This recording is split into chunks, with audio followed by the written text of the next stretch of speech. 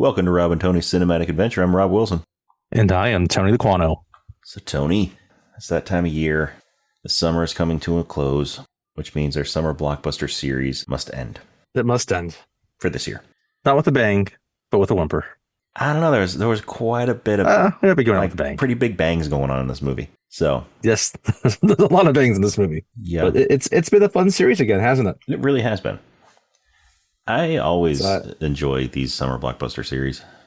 Yeah, I am glad that we decided to try to roll with it last summer. Mm-hmm. And it worked really well. I enjoy it again this summer. Yes. And I think we've covered a nice range, right? You know, I think we have. We started with a small crew on a spaceship fighting phallic and vaginal imagery. Mm-hmm.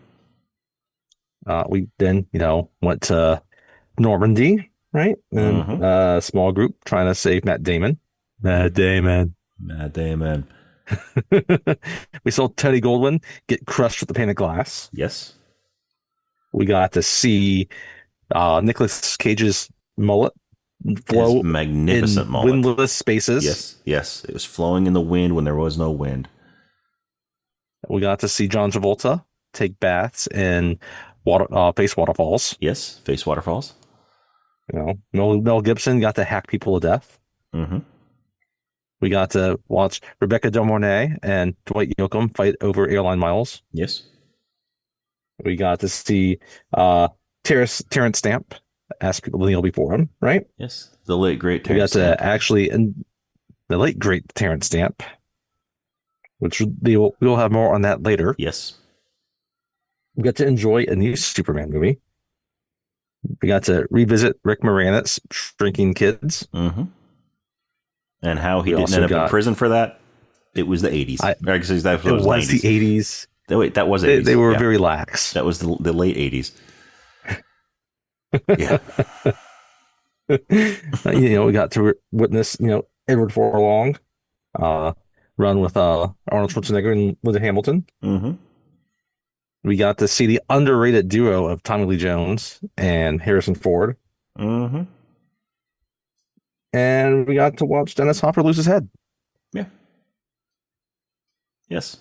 That's one of the most underrated one-liners, I think, at the end of that movie. Keanu. It is absolutely underrated. But I'm taller. I mean... Never mind. Some dude's head just went flying off. I mean, it's right up there with Also La Vista Baby.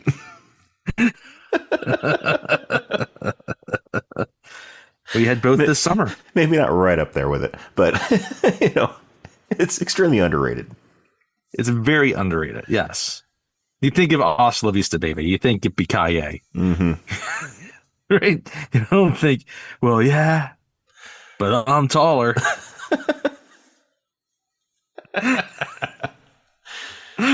Oh. Yep. I did have a lot of fun covering that movie last So did I. And I hope you all I thought had of something that we forgot, it. and I forgot it again. So if it comes to me during this episode, I will be more than happy to bring it up. Bring it up. Do it. So, without further ado, the episode that we're doing now to cap off this wonderful summer blockbuster season, we started out on a spaceship. Now we're going to travel on a different kind of ship. A ship on the water. A pirate ship. We're going to be talking about Pirates of the Caribbean, The Curse of the Black Pearl. I think this is a nice way to end it. Right? Too. Because this was a huge hit in the summer of 2003. Mm-hmm. And it spawned a huge franchise. There's been 5 movies. But it was actually a risky movie. Yes, it was. Go ahead. Pirate movies in general have not done well at the box office. And as big of a star as Johnny Depp was, he wasn't a bankable star for the lead blockbuster. Yeah. Like he was he was a household name, but he's not someone that you thought of, oh yeah, he's gonna be in a blockbuster. Like at that time, you would thought like, yeah, Will Smith, Jim Carrey, Harrison Ford, right? Even Sandra Bullock for that matter. But Johnny Depp's not a name that would come to mind and say, oh yeah, he's gonna lead an action adventure oriented blockbuster. But he did. And he did it greatly. He was great as Jack Sparrow. Yeah, I actually probably feel one of the most iconic original characters, these movie characters. Yeah. And he is of this century, this millennium, the last 25 years. And he has reshaped everybody's thoughts on pirate costumes. Yes. Nowadays, like, ever since this movie came out, people didn't just dress up like a pirate. They dressed up like Captain Jack Sparrow. Jack Sparrow. That's right. I mean, there was a time when a couple Halloweens there, like that was the costume. So, yeah, he hasn't kind of redefined him in that sense. It's in terms of like being a true leading man in a movie, right? Yeah. Even though not a lot of his other movies have done outside pirates have done well, except maybe his the Wonka remake did pretty well, but people forgot about that movie. Yeah, Charlie and the Chocolate Factory. Yeah. But what's funny about this movie too is that it is not directed by Tim Burton. It is not. It is not. I could see people thinking that if they just saw it and didn't know much else about it, thinking, did Tim Burton direct that movie? Because it's got Johnny Depp, it's got pirates, it's kind of weird, right? It's kind of macabre. But no, this one was directed by Gore Verbinski, who also directed The Ring the year before this. Two completely different movies. He also movies. directed Mouse Hunt. Three completely different movies. Although this movie is probably closer to Mouse Hunt than it is to The Ring. Yes. I remember when this came out, and I was like, oh, it's the guy who did The Ring, right? Because The Ring was a big hit the year before this, and that fall, right? Yeah. That was kind of another surprise hit. Remake of a Japanese horror movie, and now a pirates movie that's loosely based off a Disney ride. Exactly. That was another thing that this movie had it going against it. Was people didn't know, or they didn't know how people were going to react to a movie about a Disney ride, a ride at Disneyland. Yeah, I mean, looking back at it, like Disney was probably like the company that could afford to try to take this risk because, at that point, like Disney was Disney, and like, okay, well, at least it's some type of publicity for a ride, even if the movie kind of bombs. Yeah, but it didn't bomb. So it's also, or not really our introduction. I was thinking about, so it's our first Johnny Depp movie that we've done. It's also our first Keira Knightley movie. Yes, it is. And our first Orlando Bloom movie. Yes, it is. Also first Jeffrey Rush movie. If you talk about the four principles of the movie. But even that time with Keira Knightley, right? She had been the year before in Bend Like Beckham. Yeah. Which is a bigger movie in Britain than it was in the States. It was a minor hit in the States, but this is the movie that put her on the map in America. It really put her on the map. And the only other thing people would have known her at that point, for most American audiences, would have been Padma's double, the decoy in Phantom Menace. So, but she was cosplaying as Natalie Portman. Yeah. So, and then Orlando Bloom obviously had, this is in the middle of playing Legolas, but this is kind of his first role away from that. And then Jeffrey Rush, he's Jeffrey Rush, but yeah, Jeffrey Rush is great in anything he's in. But it really helped really cement Keira Knightley and Orlando Bloom further. Also, yes, it did. It helped. It helped to break Orlando Bloom away from being typecast with his Lord of the Rings movies. That as elf, outside of being that elf, the pretty elf, right? He's a little bit of a grungier type of role. It gave him another type of character to typecast as. Options. Gonna be an elf or a pirate. Hey. I doubt at the time he thought this is just going to become my second role. I'll be Legolas and Jack Turner. Yep. Will Turner. Oh yes, Will Turner. Thank you. But yeah, and like I said, like Jeffrey Rush is he's such a brilliant actor. Mm-hmm. Yeah. Even though whenever I see him, it's hard for me not to think of Family Guy. It's like, you're like that idiot from Shine.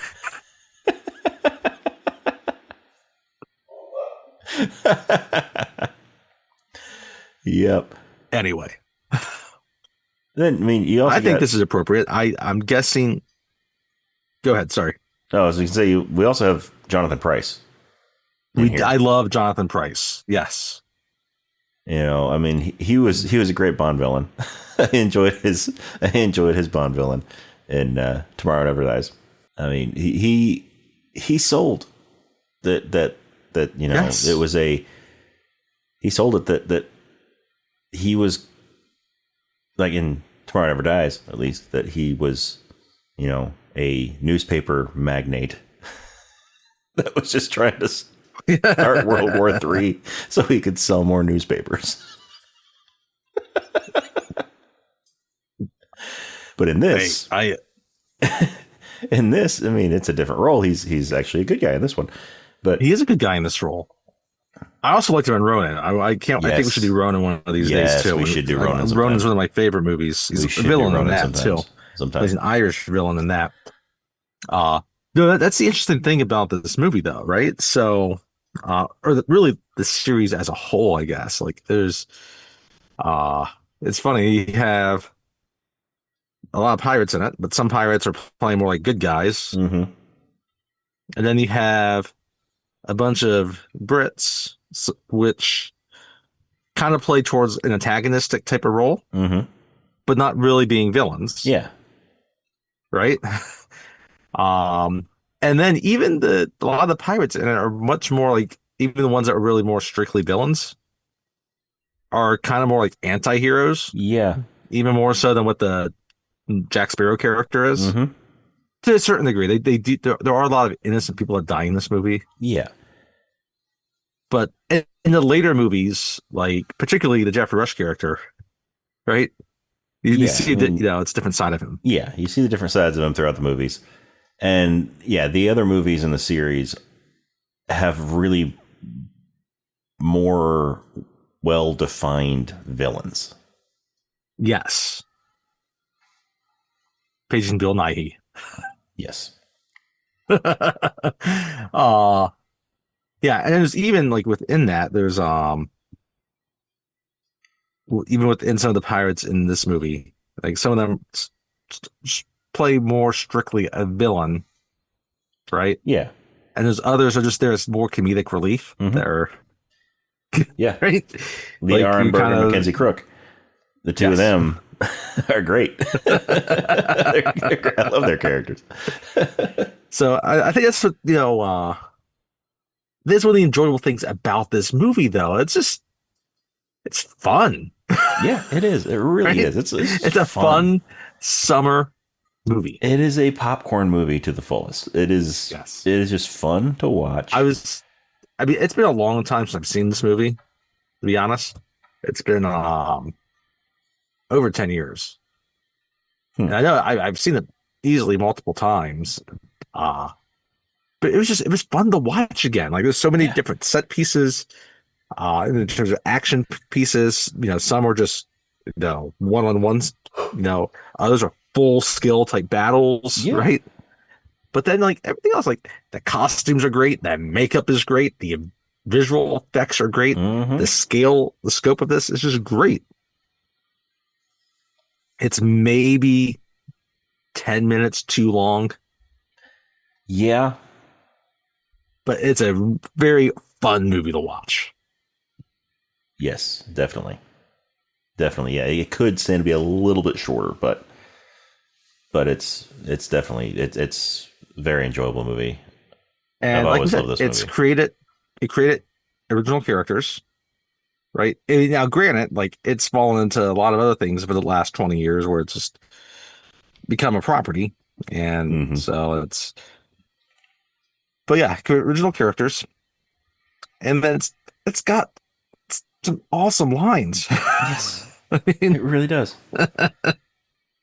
it's got one of the probably some of the best, most memorable lines of the last 20 years. Or I guess it's over 20 years now. So like last 25 years. But why is the rum gone? But why is the rum gone? Asking the important questions here, Yes. Jack. Yes. I get it. You're on a desert island. Like, okay, I'm fine if you're creating And fire. you have a secret cellar full of rum. I mean, come on. But yeah, like, but why is the rum gone? Yeah. The truly important question.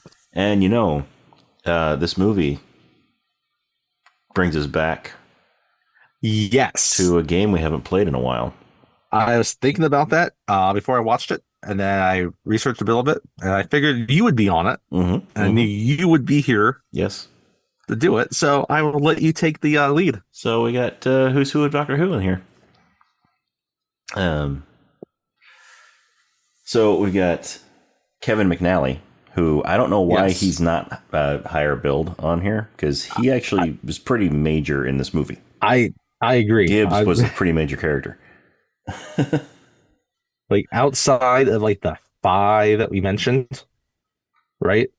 It's like 2 other guys that are probably truly like should be like the next like build. Yeah.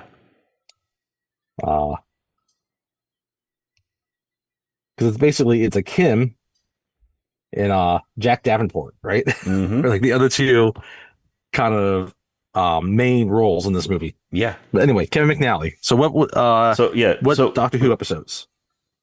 So he's actually done quite a bit with Doctor Who.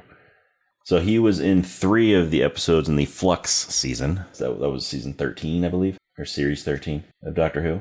He played Professor Jericho in those episodes. Yeah.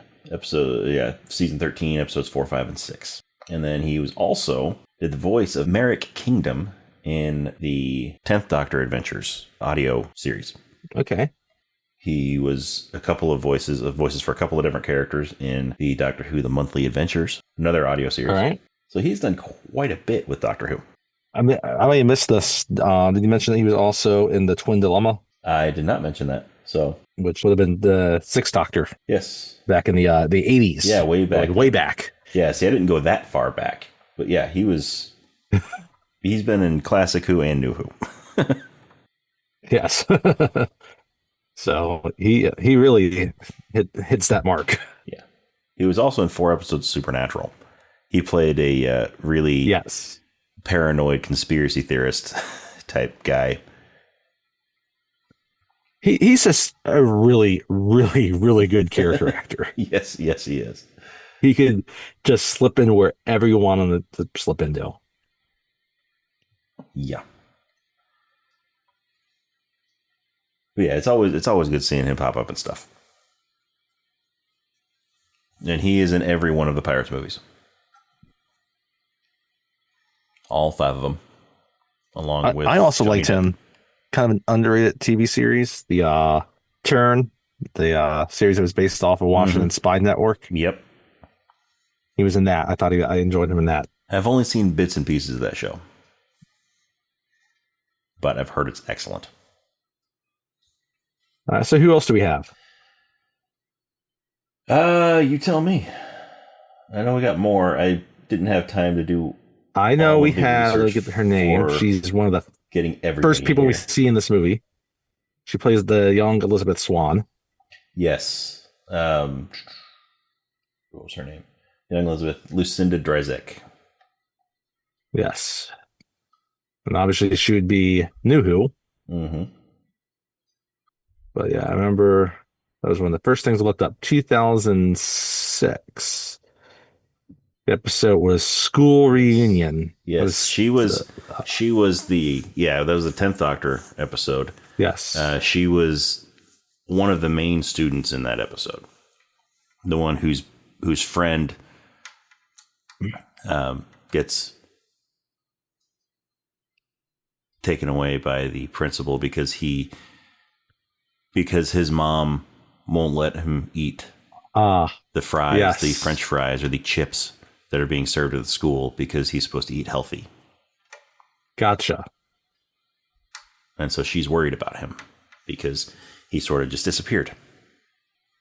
One of the ones that he's not in this movie, but if you look at the entire series, Bill Nye was in Doctor Who. Yes, he was. But yeah, he's not in this movie. No, that's next movie. Next two movies. Yes, that's correct. I think there's some other people in the later movies also. Mm-hmm. And I want to say, let me see here. Maybe I'm wrong. I want to look this up. I'm trying to find it. I was thinking about Jonathan Pryce, going back to him. Yeah, he was not in Doctor Who. Okay. Yeah. Now when I'm reading it, so what I'm reading here is that he had at one point was considered for Classic Who, but did not get the role. So I think it's those two that were in it. I don't know if there's anybody else from this one. So they're the two actors to put on the Who's Who of Doctor Who, which we haven't played in a while. No, we haven't. But it's a movie that blends well, right? Because it's a movie that takes place in the Caribbean in the 18th century in British territories, right? Yeah, so there are a lot of Brits she has in some the movie. British actors, right? There is another person in this movie that we haven't mentioned yet in a very early role, but Zoe Saldana. Yes, right? Yes, Zoe Saldana does have a small role in this movie. It's early in her career. It's not, didn't quite make her. It's not something that, I mean, again, it's a small role, so it's not putting her quite on the level of like Keira Knightley and Orlando Bloom, Johnny Depp, right? But yeah, it's one of her early roles before she kind of became famous with Star Trek, right? She was also in Guess Who a few years later, which the Bernie Mac Ashton Kutcher vehicle. Yes, the remake of Guess Who's Coming to Dinner. Guess Who's Dinner. So, but yeah, there's a lot of other really good character actors in this movie. I think we can probably hit them as their as we the parts come off about the movie. Their parts. Isaac Singleton Jr., Agnes Barnett, Lee Ehrenberg, Mackenzie Crook, right? Yeah. But yeah, we can again easily hit them as they pop up later. But yeah, so I mean, it's funny, just before we dive into it deeply, I remember when this came out because I don't think I saw it right away. I saw it when it was out in Arizona. We were visiting my grandmother, and probably about a month after it came out. Okay. Because this came out, I think it was July 8th, 2003. So just right after the 4th.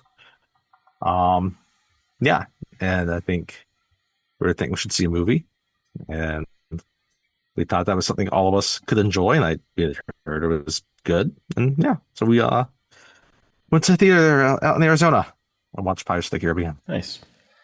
See, I did see this one pretty early on.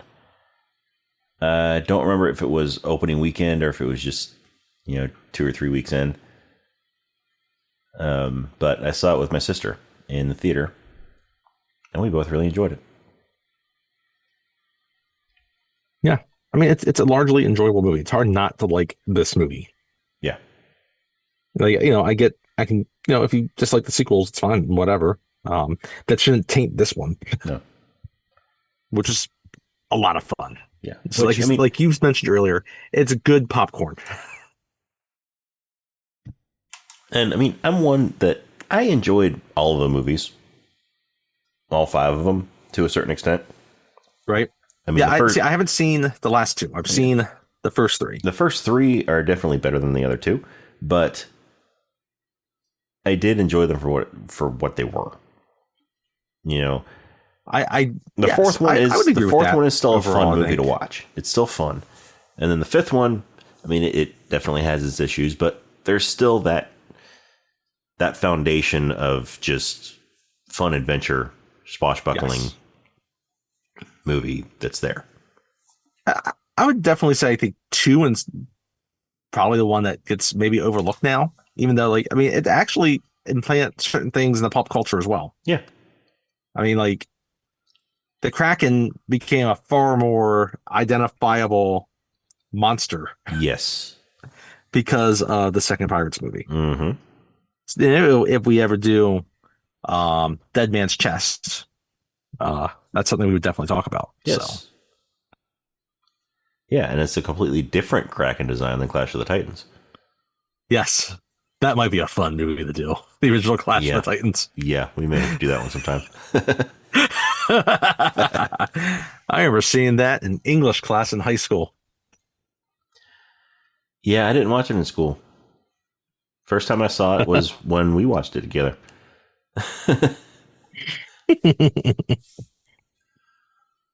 Yeah, that was freshman year I saw the original Clash of the Titans movie. Huh. Because we had read a bunch of Greek stuff, Greek mythology. Nice. And so we watched Clash of the Titans. And I mean we can't really talk about this movie without discussing the score. Oh yeah. This movie it has a very John Williams-esque score. It does. Yeah. It's not John Williams. But it's got sort of that John Williams sound to it. Klaus Badelt? Is that how you say his last name? I'll say yes. But no, he doesn't. He did an excellent job with the music in this movie. He did. And he did not get nominated for an Oscar. Really? Yeah, it was nominated for the two sound categories: visual effects, makeup, and Johnny Depp. I want to talk about the Johnny Depp thing in a minute before we dive in. Also, yeah, it's got a pretty iconic score. Yeah, I'm surprised it wasn't nominated. Huh? It was nominated that year. I wonder for best score. It's a good. I don't know what that one. What's the guy's name again? Klaus Badelt. Klaus Badelt. There he is. I hope I'm not butchering his name, but I probably am. He's German. He can take it. He did. He did the score for Equilibrium. Did he? Yes. Interesting. Yeah. No. No. The score, like it's very John Williams-esque. There's multiple aspects of it. It catches. They have the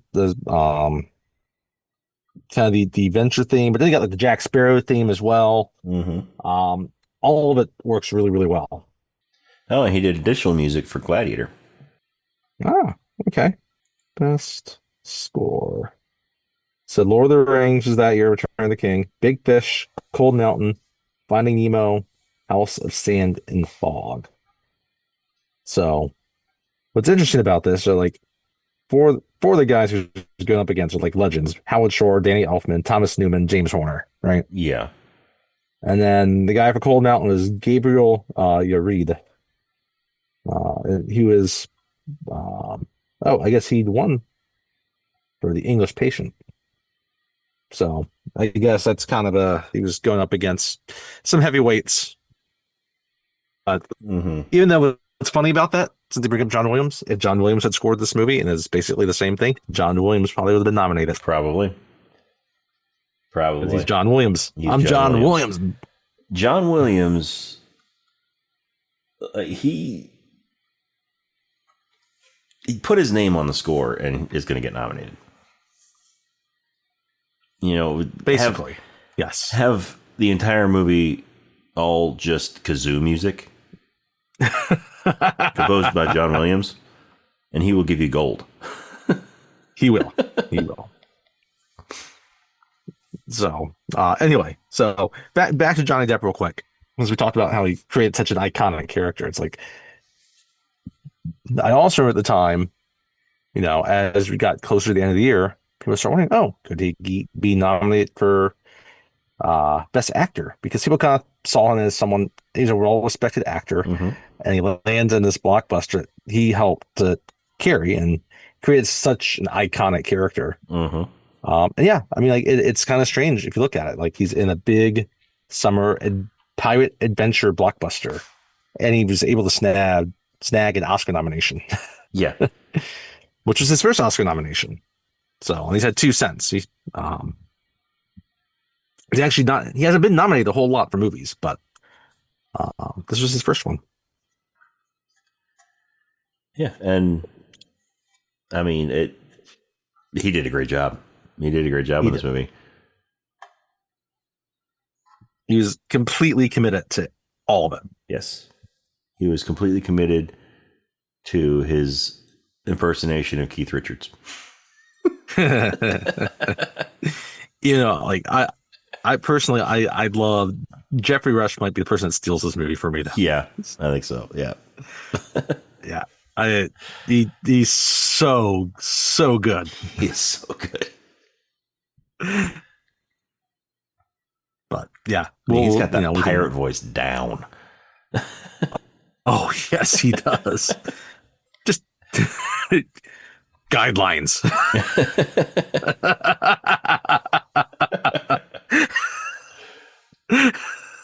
Arr.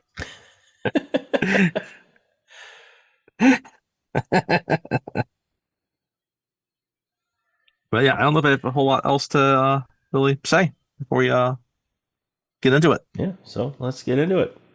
Let's do it.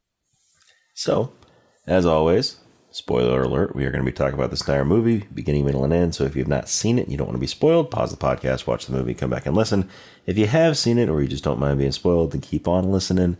But you have been warned, we are going to be spoiling this movie, and it's going to be awesome. It is going to be awesome. So, we start out. So, go ahead. We start out on the open sea. It's a foggy day. It is a foggy day. A foggy day. And there's a ship sailing through the fog with a little girl and is on it at the edge of the ship. Mm-hmm. And her voice comes out. She's singing. Up at the bow, she's looking out into the ocean and she's singing. Yo ho, a pirate's life for me. And then this is young Elizabeth. This is young Elizabeth, yes. Played by Lucinda Dryzek. Then Mr. Gibbs comes up. He hears her singing. Joshua Gibbs, played by Kevin McNally. He comes up and he stops her. I love that name. Singing. Joshua. Yes. He comes up and stops her from singing because she's singing a pirate song. And he's very superstitious. Pirates are bad luck. Mm-hmm. He is extremely superstitious. At least he pretends to be superstitious here. Well, I guess he's superstitious later too. Yeah. Anyhow. So he stops her from singing. And then she sees, they're sailing through a shipwreck. Or they're coming up on a shipwreck. Looks like a battle has taken place. Not just any shipwreck, but like a ship's been blown apart. Right.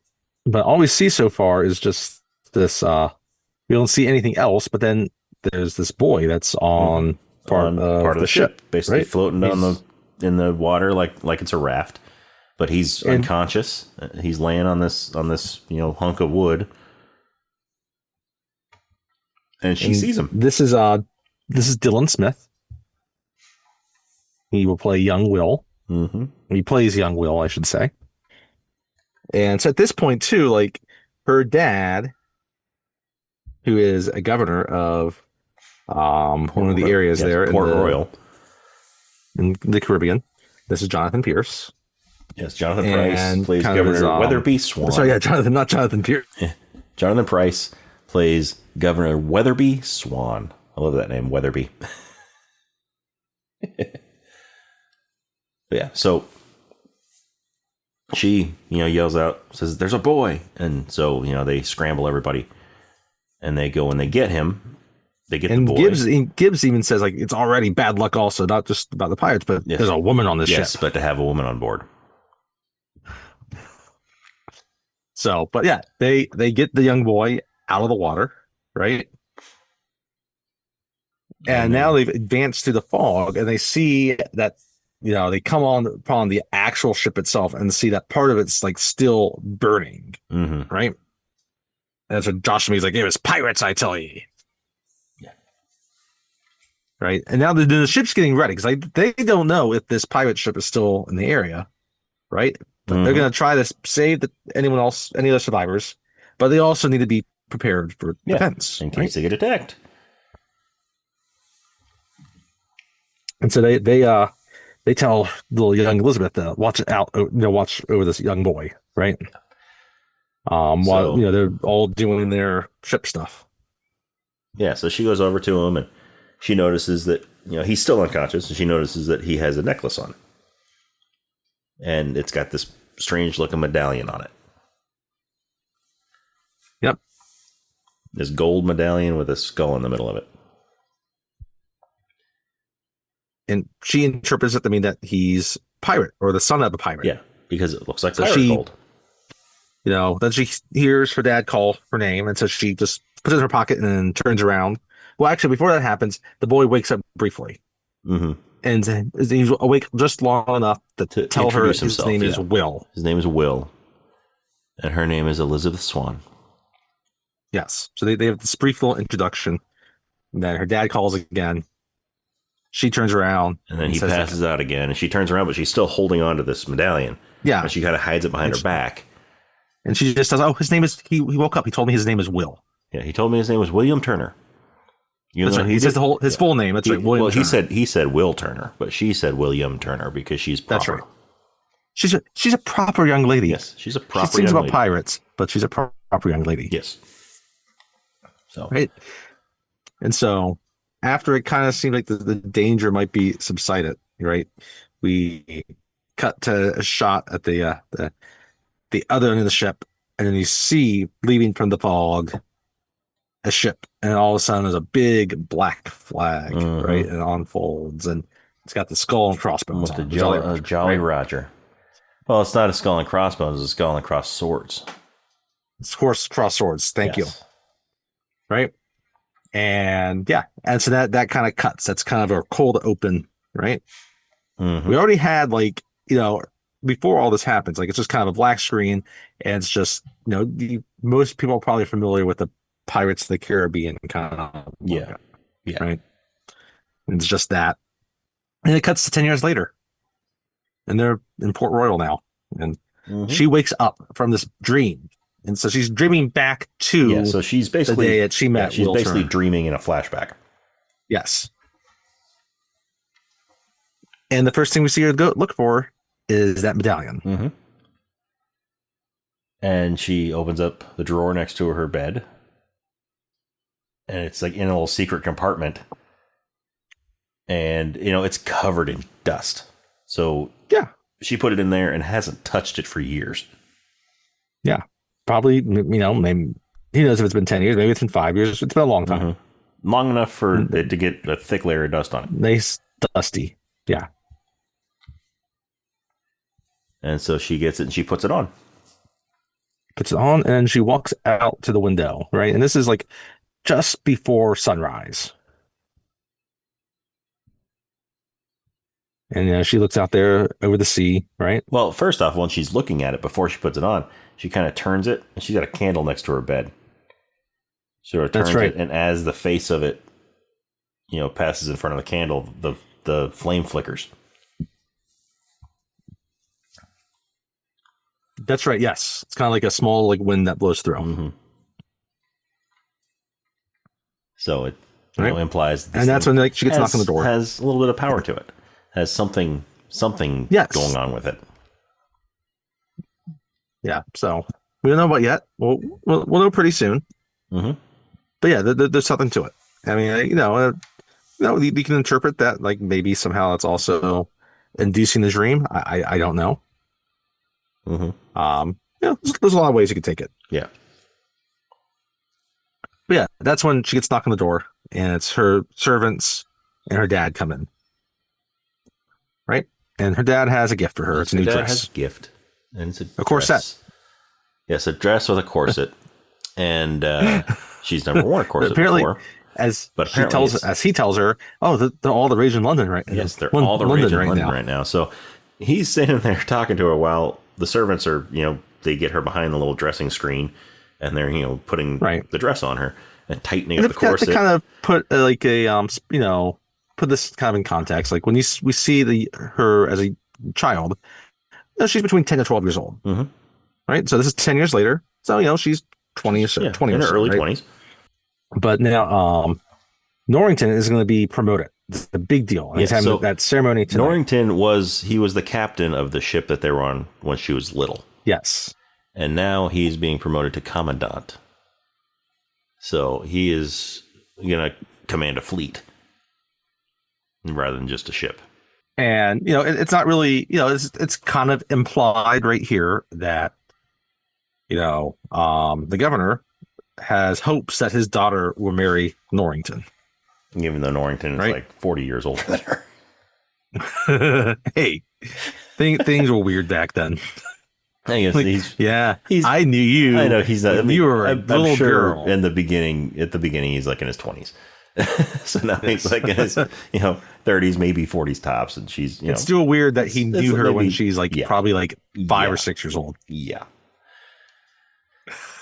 Anyway, so they're talking as she's her her servants are putting it on, and they're tightening up, and she's wincing because it's tight, right? It's a corset. Yeah, and her father's like, yeah, it's all the rage, and it's all the rave in London.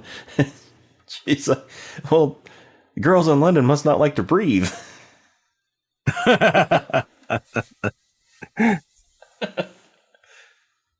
So they're in there, and then one of the other servants in the house comes up and tells the governor that he has a visitor that has a gift that's down, downstairs, right? Yeah. So we cut it downstairs, and now we have Jack. He's all grown. I'm sorry, Will. He's all growing up. Orlando Bloom is all growing up, played by Orlando Bloom. Right? And he's sort of just standing there. He's got a long box in his hands, and he's sort of just sitting there waiting. And he goes, "There's a sconce on the wall." He goes up and he's very interested in the sconce. He sort of goes and sort of jiggles a little bit, and it breaks off. So go. Okay, there's a little like umbrella bucket type thing on the floor for like canes and stuff, and he just sort of drops it in there. Yep. Right before Governor Swan comes downstairs to greet him. And it turns out that Will is a blacksmith's apprentice. Yes. And the governor has commissioned a sword to be forged for Norrington for his promotion. Mm-hmm. Sorry. Right? Commodore, not Commandant. Commodore Norrington. Yes. And what's interesting about this is, so as we're watching it, in the way that Turner is describing the sword to the governor, he makes it sound like, it sounds like the blacksmith is the one that made the sword, not Turner. But Turner felt like he made it. Turner you can tell he's the one that probably actually made this sword. Talking, he's the one that made it. He is. And we get more confirmation later when we find out that the blacksmith is basically just a drunk that sleeps all day. Yeah. Turner is the one that's doing all of his work. Yeah, when Will is talking about this sword and what went into making it, he's proud of what he made. He is proud of this sword. He is extremely proud of it. It's one of the finest swords he's ever made. And the governor, he's very impressed with it. He thinks this is going to be a proper gift for Norrington, right? And so after Will gets done, describing the sword and, explaining all the little intricacies of it, then Swan, he tells him, well, make sure to thank your master for me.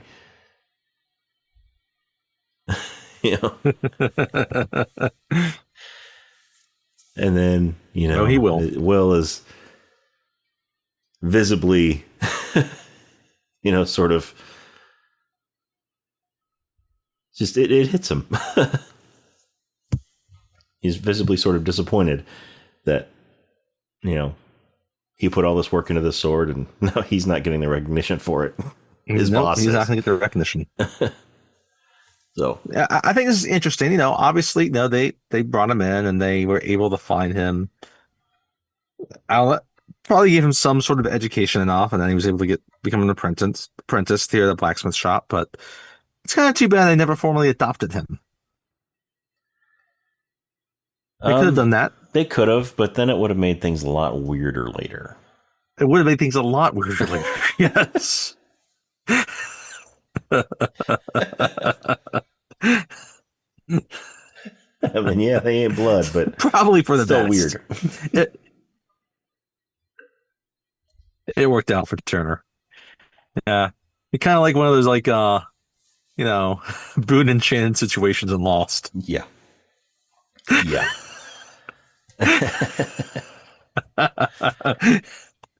I'm afraid I'm going to have to kill your fiance, sister. Yeah. So anyway, so he tries to cover up his disappointment, but he agrees to tell his boss that that Swan appreciates the gift, appreciates the sword, right?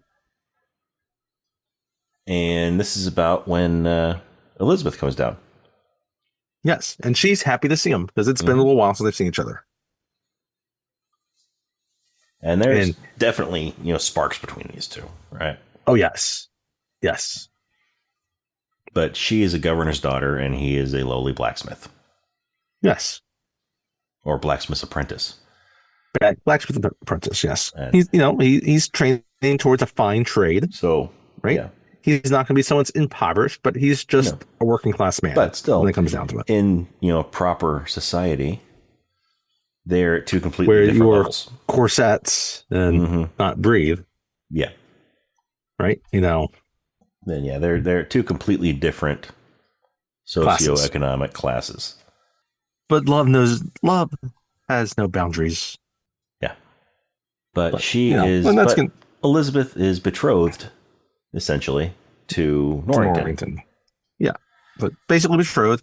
He's not formally asked to be officially married or engaged. But yes, they're betrothed.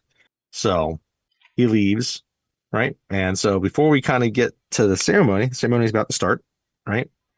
Now is when we get the introduction to Jack, our hero, or one of our heroes. So one of the great movie entrances of all time. This triumphant music playing, and we see Johnny Depp standing like Captain Morgan on his ship on a small boat. Yes. Sailing in toward Port Royal. Yes. He's on the small little dory that's basically sinking. And, as the camera goes back and forth from that to other areas, he passes by, and some of the rocks, they have pirates hung. Yeah, there's 3 pirates that have been hung, right? And takes off his hat, he puts it over his heart, and he bows in affection towards them. Yes. Right? He's obviously a pirate. Yeah. But as the camera's jumping back and forth from the ship to other areas, every time it goes back to the ship, it's just a little bit deeper in the water. Yes, a little bit deeper. Because there's a hole in the ship, in the boat, and so he keeps moving up higher. And by the time he gets to the dock, he's standing on top of the sail at the very top of the mast. And he's just still standing there triumphantly. He's still triumphant, yes. And at this point, the boat is completely underwater. It gets down to the point where all he has to do is step off of the sail onto the dock. Onto the pier, yeah. And then he gets there, and the harbor master is there to greet him. Mm-hmm. And he still has to pay a fee to tie up his sunk ship to the dock. Yeah. And he has to give him his name. Yes. It's 1 shilling to... It's 1 shilling to dock your boat. To tie off your boat, which he didn't really have to dock it because it sunk. It sunk, exactly. Because he looks back, it's but it's, he doesn't say it, but it's but it's sunk. Okay. Yeah. No, it's one shilling to tie off your boat. The harbor master, by the way, is played by Guy Siner. Mm-hmm. So anyway, Okay. so but yeah, so he asks for his name and pay the docking fee, right? It's like, well, how about 3 shillings and we forget the name, or we forego the name. Yes. And he's like, well, Mr. Smith, enjoy your time in Port Royal. And Jack gives him 3 shillings, and then as he's walking by the little podium, the harbor master's little podium, there's a little pouch with coins in it. Oh, that's right. That's right. He takes the pouch. He takes the pouch. He kind of shakes it, so there's money in there. He sort of just pockets that.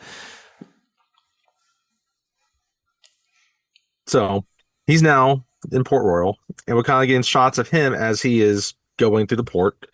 And then high on the cliffs above is where the ceremony is taking place. Yeah. So we cut back over to the ceremony.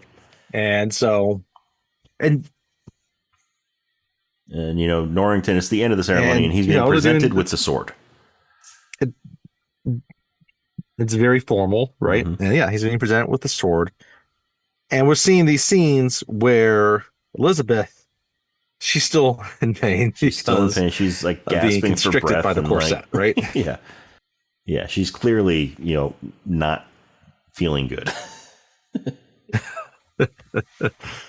Yeah. So, I mean, she's barely paying attention to anything that's happening in the world. And she's sort of standing up at the edge of this cliff that they've got their little wall built on. And that's where, like, after the ceremony's been finalized, Norrington goes over and starts talking with her because he's going to formally propose, right?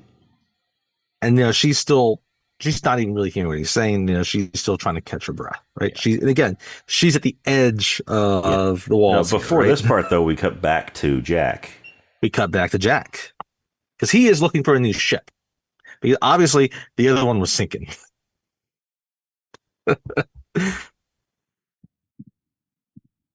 So, yeah. So he goes, on the lookout, and he's about to get onto a ship, but then he gets two Marines there, soldiers there, right?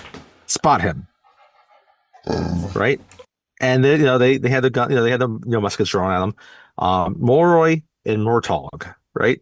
Angus Barnett and Giles New, right? And they're very talkative. Yes, they are. And they're telling him, people can't be over here. He's like, well, why not? It's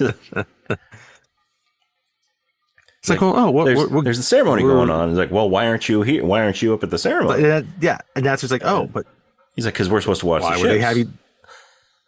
Like, why are they choosing you to be down here when the important thing is going on up there? They're like, wait, what? No. His Majesty's ship is very important. And then you look further out and see there's like another, larger ship that's out there. It's like, oh, yeah, this one's nice, but that one is a truly impressive one. Like, why would they have you guard that one when that one's out there? Yeah, there's no ship faster than the Interceptor, which is the one that's out there. And then that's when Jack Sparrow is like, I know of one. It's like, they're like, there is not. Oh, have you heard of the Black Pearl? It's like, there's no real ship that can match the Interceptor in speed. And then the other guy, I assure you, there is a real one. I've seen it. It's like, you've seen a ship with black sails that. What was it that he says? Captained by someone so evil that the devil rejected him himself. Something along those lines. He's like, well, no, but I've seen a ship with black sails. I was like, oh. So any ship with black sails, but is not captained by a man so evil that the devil himself spat him out of hell. There's no way that can be the Black Pearl. They've started bickering so much now that Jack has just moved along the pier. He's down the dock. No, Jack has gotten on the ship. Not in the and interceptor. they finally the interceptor recognize that he's not in front of them in the water. But yeah, and they turn around and they see him on the boat. And he's standing there at the wheel. and he walks up, because originally he called it a boat, and they'd corrected him. They're like, the ship. And they see him, and they come out there, and they're pointing their muskets at him. And he's like, "Oh, no, don't worry. I'm just admiring this boat. Ship. Sorry, ship." It's like, it's a nice wheel. And it really is a pretty ship. So as they're still continuing this conversation, then they're like, well, what are you gonna do? Well, I think I'm gonna steal this ship, and I'm gonna. That's right. Well, I think I'm gonna trick you guys into allowing me to steal the ship, and then I'm gonna go and sail away, and then the one that claims that he had seen the Black Pearl, he's like, "You're lying. If you were a pirate, you wouldn't tell us what you were doing, what you were doing with it." He's like, and then it was like, unless I knew that you were thinks we're lying, and he would tell us the truth to think that he's lying. Just trying to confuse him even more. And he's like, "No, I wouldn't do that." Yeah, so then as they're having this conversation, then, Elizabeth is up at the top of the wall, at the top of the cliff, and she's, starting to lose consciousness because she can't breathe. And she faints. And she faints and falls into the water. Norrington has turned around because he's a little nervous, so he's turned around, so he doesn't make eye contact, and she just falls over, right? She falls over and the edge. The three of them, the two Marines and Sparrow, they all can see this happen. They see her fall. Yeah, they see her fall, and they hear the splash. And then Jack, Sparrow's like, you aren't going to save her, are you? And they're like, well, first off, Norrington is about to jump down after her, but his men stop him. And someone's like, "Oh, but there are the rocks. There's the rocks down there." It's a miracle she didn't run it. She didn't hit the rocks. And so they stop him from jumping in after. And so Jack sees, here's the splash, and looks over and looks at the two guards, and he's like, "Are either of you going to jump in after her?" And they're like, "We don't swim." So it's left to Jack Sparrow. Mm-hmm. So Jack, he takes off some of his stuff, his sword and his gun and his hat, so he can swim, right? And hands it to one of them. He's like, "I want this stuff back." Down. And dives in the water, swims down, saves her. Gets her out, and then when he gets her out, Norrington and the governor and a bunch of the other soldiers, they're on their way down. But right now, they haven't come down yet. They're on their way down. But he gets her out, and it's just him and the two guards. And so he lays her down on her back. I love how he pulls out his knife. He just rips off the corset. He just cuts the strings on the corset and then just rips it off. So he cuts it off. And then hands it to one of the Marines. And then she just starts. They're like, "What's this?" And then she just starts gasping for breath. Gagging. And the water just. And spits the water out, and didn't need to do CPR or anything. Which. Right. This was back in pirate days, so there was no CPR at the time.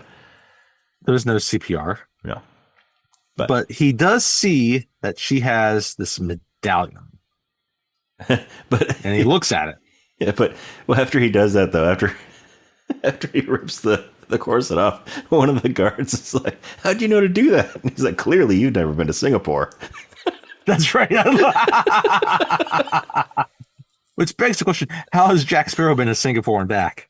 That's a long. The ocean's big. Ass ride. They go to Singapore in the third one. He's sailing for a while. They do. They do. That's a long ass ride in the 18th century. Yeah. Yeah, but it's still doable. So, but yeah, he notices the medallion. He's like, "Where did you get that?" Because he's really surprised to see this pirate medallion. He clearly recognizes this noble English lady, right? But before he can get an answer, then that's when Norrington and Swan and all the soldiers come down, and they recognize fairly quickly that he is a pirate. Yep. Right, and they order right away. Well, Norrington tries to trick him. Like he goes to thank him for saving Elizabeth's life. Goes to shake his hand, and once Jack grabs his hand, he has a brand, pulls his little on his forearm bracelet thing down, the cloth he has wrapped around his forearm, and pulls it down. So he's a pirate brand. The East India Trading Company has branded him. Yes, a pirate. And then he pulls up his sleeve, and he sees a tattoo of a sparrow flying over a sunset over the water.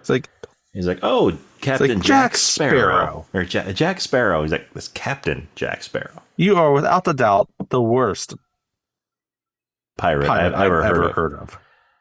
And then Jack's like, but you have heard of me. Yeah. And he's like, you're without a doubt the worst pirate I've ever heard of. Yeah. But you have heard of me. Mm-hmm. But now they establish he's a pirate. They've arrested him, and the plan is to execute him. But, she's protesting. It's like, this is how you treat the man that saved your, fiance, his life. Mm-hmm. Right? So, maybe she doesn't say fiance yet, but it's like the woman that you love. Mm-hmm. I think something she says the fiance part later, when they meet up again later to kind of spur things. But yeah, right here she says, "Oh yeah, the woman that you love. This is how you treat the man that saved her." Right? But no, they arrest him and they put him in a prison. Right? Well, they don't put him in the prison yet. A cell that's in the prison. They don't put him in the cell yet. He escapes them. They handcuff him. Oh, that's right. Yes. They handcuff him, but then he gets away. Yeah, he gets away. That's right. Thank you. And then he... because there's a big chase. Yes, there's a big chase. And he ends up getting away and goes to hide in a blacksmith shop. And he goes in and he sees the blacksmith passed out drunk in a chair. Because he figures there's going to be, because obviously the cuffs are going to be tools. He figures there's going to be a way that there'll be tools that he can get out. So he goes up and there's a hammer on an anvil. So, there's a hammer that he grabs and he goes over to an anvil and he's trying to, hit the cuffs to, break them off of him, but he can't get the right angle. So he leaves the hammer on the anvil, goes over, and there's a donkey that's attached to this wheel. And so he gets a hot iron from the fire and he touches it to the ass's ass. I was going to say, he pokes the ass in the ass. To get it to start walking.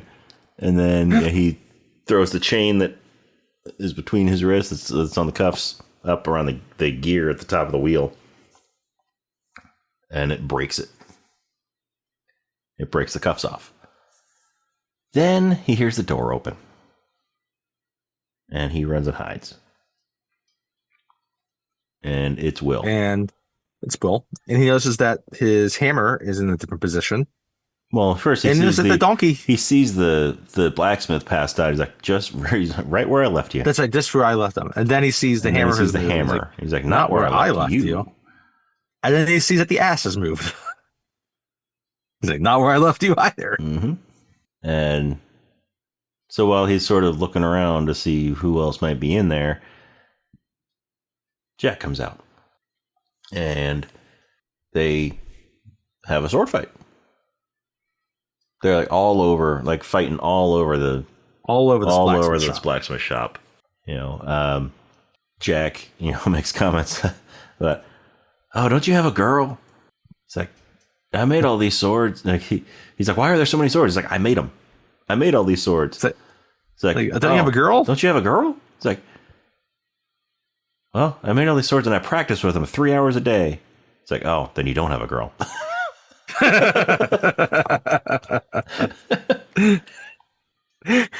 It's like, there are things, there are better things to be doing than playing around with your sword all day.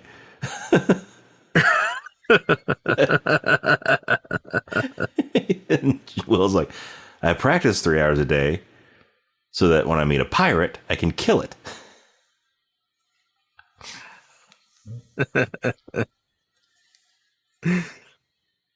And Jack gets the sword knocked out of his hand. And it looks like Will gets the sword knocked out of his hand. And it looks like Jack is going to kill him. But Will picks up he reaches over and there's a hot iron in the fire. And he pulls it out. And the donkey sees it. And remembers what happened last time one of those was in somebody's hand. Starts trying to walk away, but he's still attached to the wheel. He's just walking around in circles. He got poked in the ass.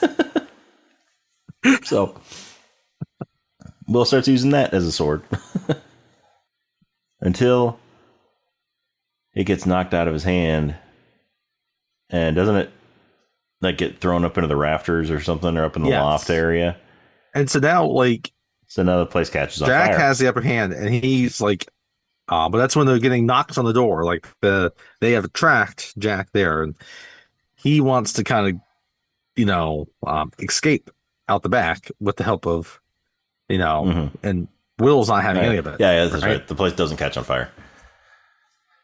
It's it gets just knocked away, and the authorities come and they track Jack. But then Jack gets kind of knocked out by old drunkie who has woken up. Mm-hmm. Yeah, and just as the soldiers are getting there, and so they come in and they thank the blacksmith, the old drunk blacksmith, for taking down this pirate. Twice in one day, he gets the applause for something that Will did. Yeah. So they have not exchanged names yet, Will and Jack. No, they have not. So, but that will happen soon. But so now that's right. But that's when he gets arrested, and they, there's a cell that's like in one of the towers that's towards the edge of the city, the port. Mm-hmm. And he's in the cell right next to it. The cell right next door has a couple other guys in it that are sort of taunting him. And and there's a dog there. The dog has the keychain. There's a dog that's just sitting, this is straight from the ride. Yes, the dog and the prisoners who are trying to call to it are straight from the Pirates of the Caribbean ride. But the dog's got a big ring of keys in its mouth, and it's just sitting there. Big iron ring of keys, and it's just in his mouth, and there's like 4 or 5 keys just sitting there. They're trying to get the dog to come to them. They got a bone, and they're like trying to call him over. And and Sparrow's just like, he's never going to come to you, no matter what you do. And they kind of mock him, and they just continue to try. Mm-hmm. Right. We cut back to the governor's mansion, right, and Elizabeth is preparing for bed. Right, they have a nice hot pan there to help warm up the bed. Mm-hmm. It's not a cool bed, right? Obviously, there's no central heating or no in the early 18th century. No. So they have a very flammable solution.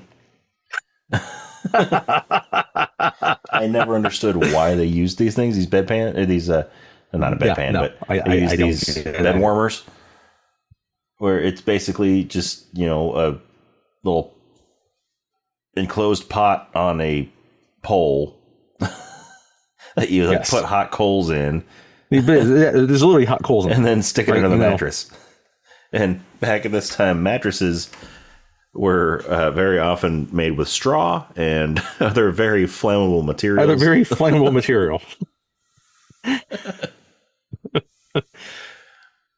Like there's other better ways to, you can the bed curtains make more sense, right? Because at least that you pull those over the bed, right, and you at least kind of keep the draft out, right? Yeah. Right. And you don't have maybe to worry a bedside candle as you're eating your little snack before you go to bed. Yeah, you don't have to worry about burning the house down while you sleep. Because you also don't have smoke detectors, right? You just die of smoke inhalation. Yeah. So one of her maids there is saying like, "Oh, that must have been scary today," right? Being so close to and she's thinking about, "Oh yeah, I almost drowned," right? Mm-hmm. And what she's talking about is when Jack was escaping, he briefly kind of held her hostage as he backed off and then dove into the water to swim away, right? And so, so they had this little kind of conversation about that, and then she her maidservant leaves, and she's still kind of there in bed thinking there's just the candle by her bedside still on, right? But then that's when like this wind kind of blows through again, like we saw earlier in the movie, right? That blows out the candle, right? And we have a scene too in the prison where the wind kind of blows through the bars or in the window of Jack's cell, right? And he feels that, and he stands up and he looks out the window, right? He's like, "That's strange." And he looks out, right? And there's people start screaming, and he looks out, and out in the harbor, he sees a ship with black sails. He's like, "I know those sails." And then we get a bunch of pirates coming off of that ship and ransacking the village. Yep. Just running around, plundering, pillaging. They're plundering, they're burning, right? They're doing all what the pirates things you think a pirate might do, right? The alarm's sounding, right? One guy's running around just throwing bombs everywhere. I love this guy. I can see this guy working for El Guapo. Yes. Definitely. Together we bomb the village.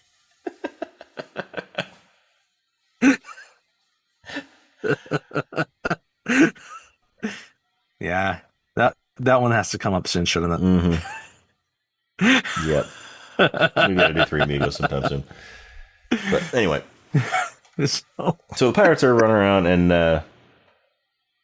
but yeah, we get back to the mansion. The Black Pearl is shooting cannonballs around. Yep, that's right. And one goes through the cell next to Jack's. Yes, one goes through the cell next to Jack, where the other guys were that were trying to get out.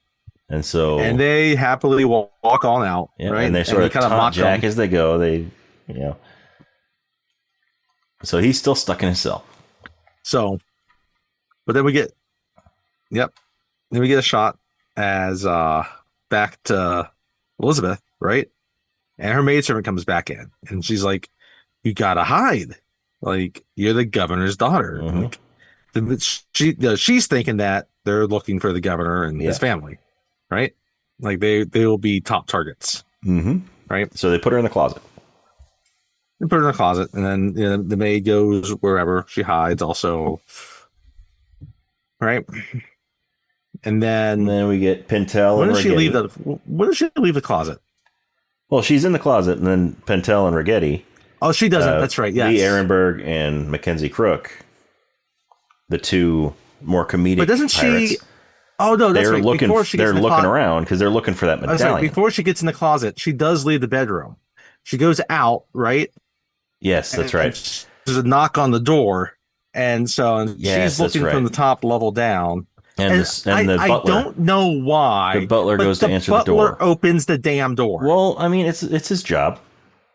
All right. There's bombs going off. It's his job. Who knows? There might be somebody in need that needs to come into the house to hide or something to get away from the bombs going off outside. Yeah, this poor dude dies though. Yeah. I mean, he's no Alfred, but he's doing his job. He's doing his duty. Duty. He's doing his duty, and a butler. When there's a knock on the door, he has to answer it. Okay. So he answers it, and there's pirates, and they kill him. They shoot him right away. That's what I mean. Like, some of these pirates, okay, yeah, you kind of come to like them, but then like, oh yeah, innocent people like this butler die. They're still pirates. So, but that's when she hides. That's when the Alfred comes in. Alfred wouldn't have let them kill him. Yeah, no, Alfred would have taken all of them on. Yeah, Alfred would have taken them out. He still would have answered the door. Yeah. But because Alfred's a badass, he would have taken them out. Anyway. He would have answered the door knowing that there were pirates on the other side. Just so he could take them out. Just so he could take him out. That's right. He pretends he's a proper British old dude, but no. His MI6 days. He's ready to take names. He's all out of bubblegum. So, anyway, so she's in the closet, like we were saying, upstairs, right? And she can kind of look through the slat, right? And there's a couple, pirates coming through, and he's like, "Pop it, pop it, Poppy, pop it. Where are you, pop it?" Right? And then he finally comes up to where it is, and she's looking through the crack, and you just see his face. It's kind of angled a bit. He's like, "Hello, you see his eye pop up there, and they open the door, and she's there. Yeah, and this is Pintel and Rigetti. Yes, and they see the medallion, and they reach out for her, and before they can touch her, she says, "Parlay." Parlay. And like, what? Parlay. According to your code. According to the pirate's code, you cannot harm someone who claims parlay. You must take them to see the captain. So they can negotiate. Or, whatever it might be, right? And he's like, "Well, I know what parlay means."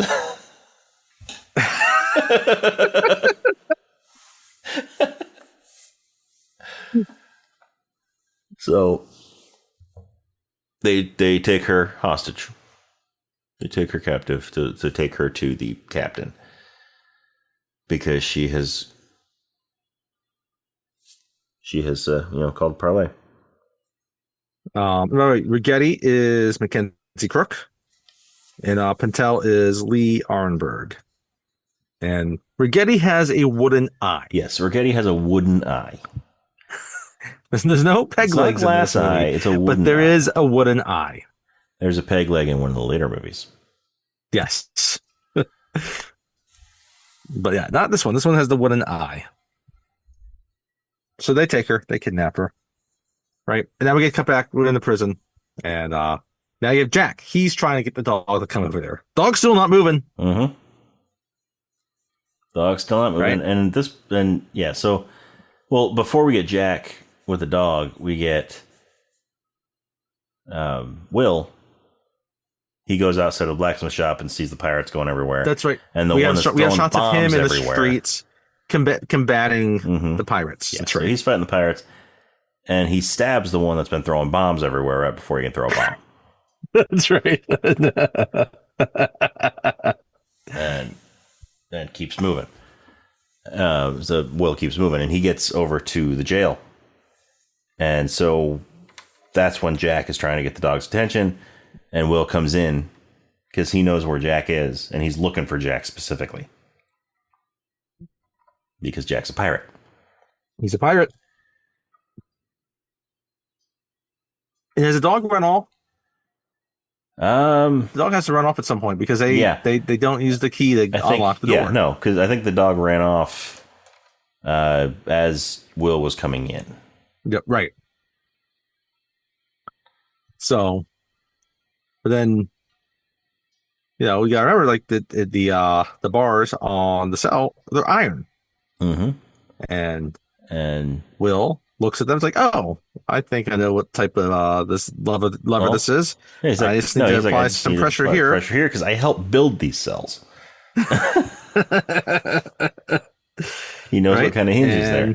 So he finds something in there. He finds a bench. Like as a little lever. Yeah, he used a bench as a lever and lifts up the door, the cell door, pops out of the hinges, and the door falls off.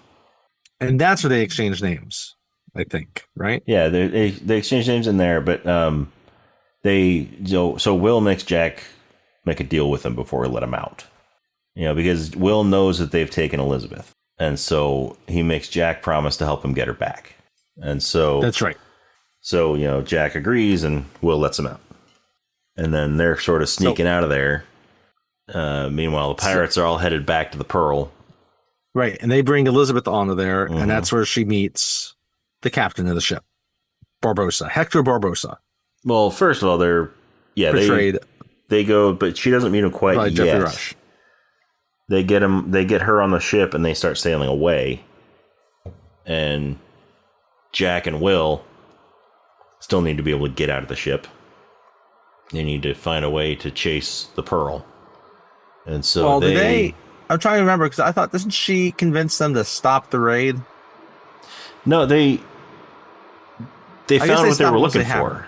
They found what they were looking for, because they were looking for the medallion. You're right. Yeah. So they all go back to the Pearl. And yeah, and so Jack and Will are back at the docks where... Yeah, it's the next day now. Like, now it's like the next day. It's the morning, like... And, yeah, they're at the docks. And, well, no, I guess before the docks part then, yeah, because that's the next day. So, yeah, I guess this is when we meet Barbosa. Because they take her back to the ship, because it's still nighttime. That's right. And, and we see that the guy that was throwing the bombs around after he got stabbed by Will is still alive. He's still alive. Like, He's there on the ship. Right? Yeah, so... Yeah. And yeah, she threatens to drop the medallion in the sea. Well, no, when they first get her onto the ship, one of the pirates smacks her. Just slaps her across the face. Right. And then before he can do it again, the captain comes out and stops him. And he's like, "We cannot harm someone who has called parlay. Who has invoked parlay." Yes. And he apologizes and takes her into the captain's quarters. Well, I mean, before that, like, she threatens to drop the medallion in the water, right? Mm-hmm. Yeah. And then she sees it. It seems like she knows that's what they want. That's what they want. And then, is this when? I mean, I'm trying to remember, because then. Oh yeah, and then she feels like she's gonna be let go, but then he keeps her on the ship, and she's confused about why, because she then voluntarily gives it back, right? And that's when he says, well, those rules are more like guidelines than anything. The pirate's code. And you had to be a pirate for the code to apply to you. And it's like, they're more like guidelines. Yeah. And that's when he takes her to the captain's corner, right? So that's kind of where the night ends for the ship.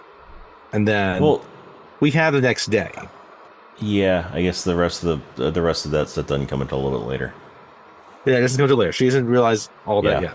That's so we have the next day, and Jack and Will are at the docks. They're sneaking by the guards, and there's a couple of rowboats. Will has tried to get Norrington and the governor to go after the Black Pearl, but to chase after Elizabeth, but they refuse to.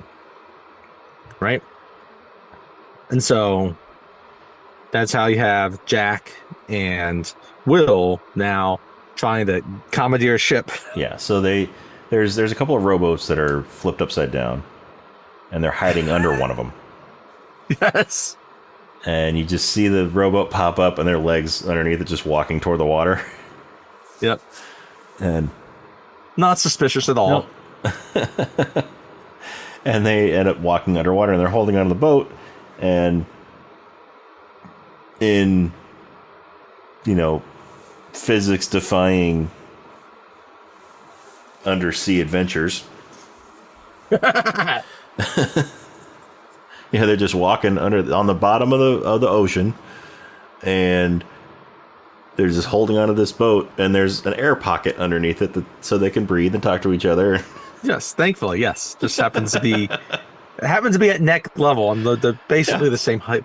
Thankfully, thankfully, it'd been really bad if one of them was more like the height of, say, Shaquille O'Neal. And the other one was, like I don't know, he was a small actor, Linda Hunt.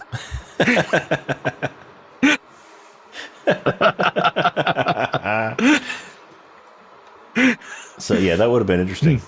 I want to see that movie. Jack and Linda Hunt. Kazam 2.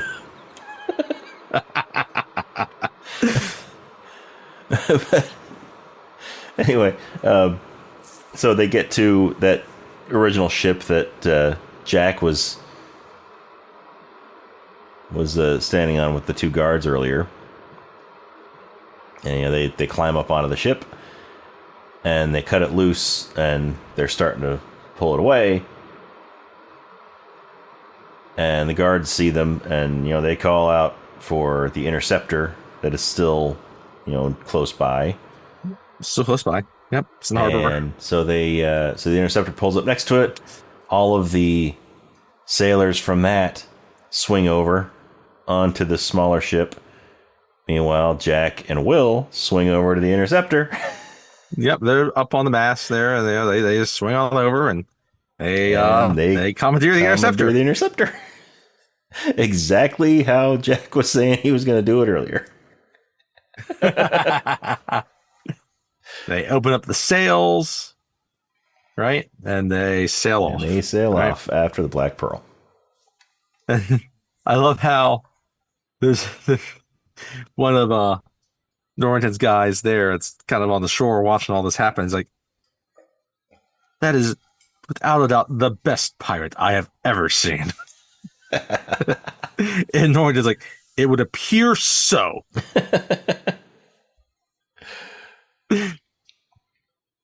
So before they can really go after the Black Pearl, they have to assemble a crew, because the Interceptor is a big ship. It's not the biggest ship. It's not the Dauntless. The Dauntless is the flagship of the Navy. Right, but it's a big ship. But the Interceptor is they need bigger than the one that they were just on. Plus, they got they're dealing with the Black Pearl too, right? Mm-hmm. So they need hands for that reason as well. Yeah. So they're going to go to Tortuga, right? But at this point, right, they've exchanged names, and when Jack hears that Will's name is Will Turner, that piques his interest. That piques his interest.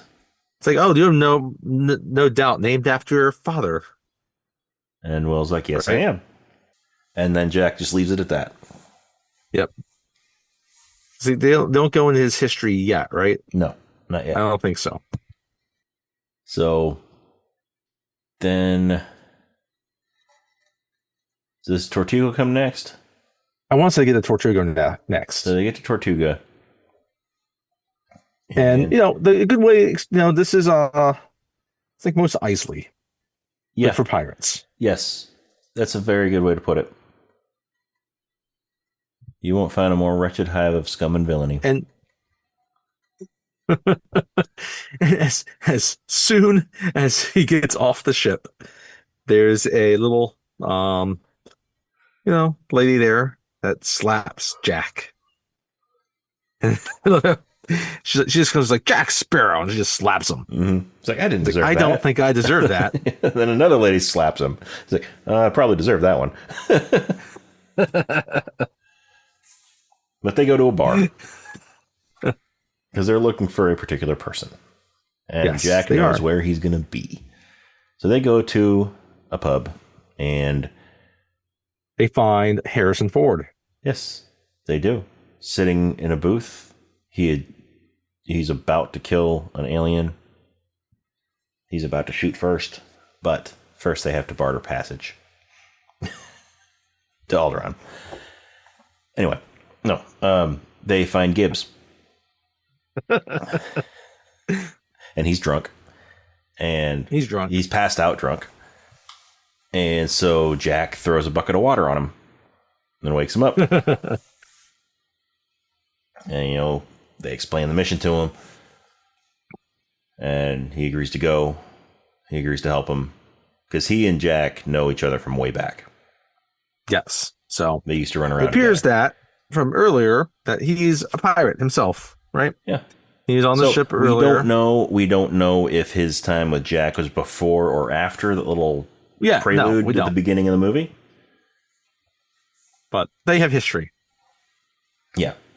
So before they get up to leave, And Will picks up another bucket and throws the water on him again. And he's like, "Come on, I'm already up." He's like, "That was for the smell."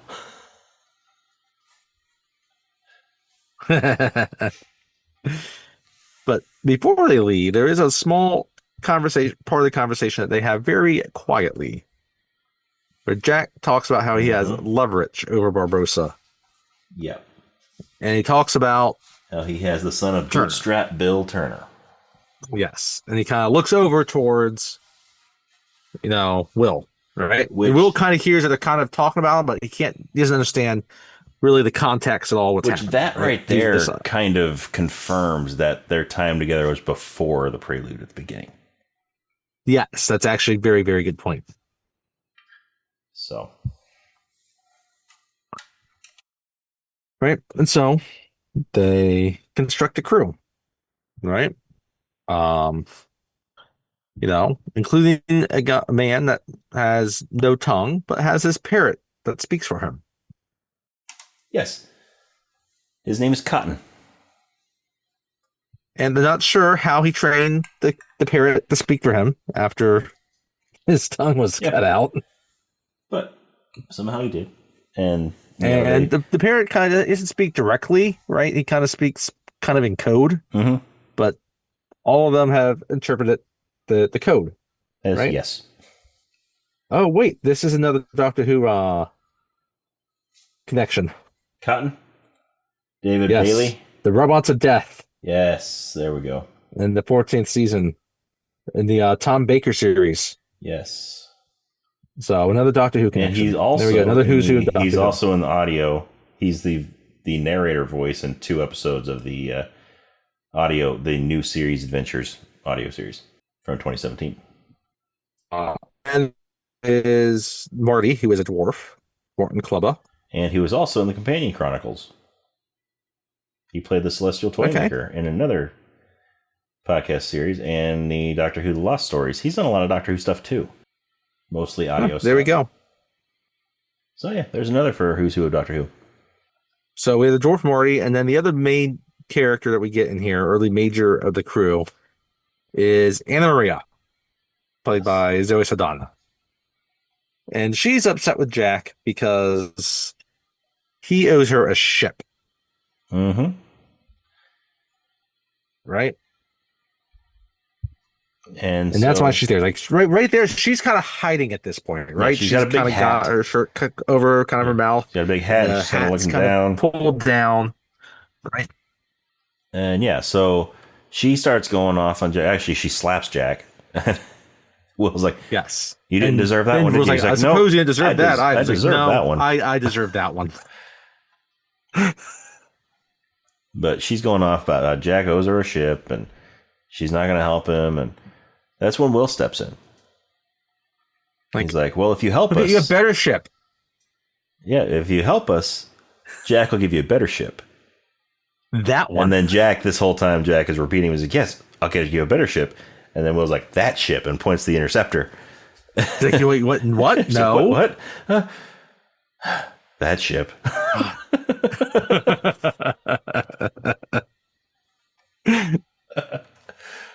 It works out for him in the end. Yeah. So, anyway, so she agrees to go with him. So they have their crew.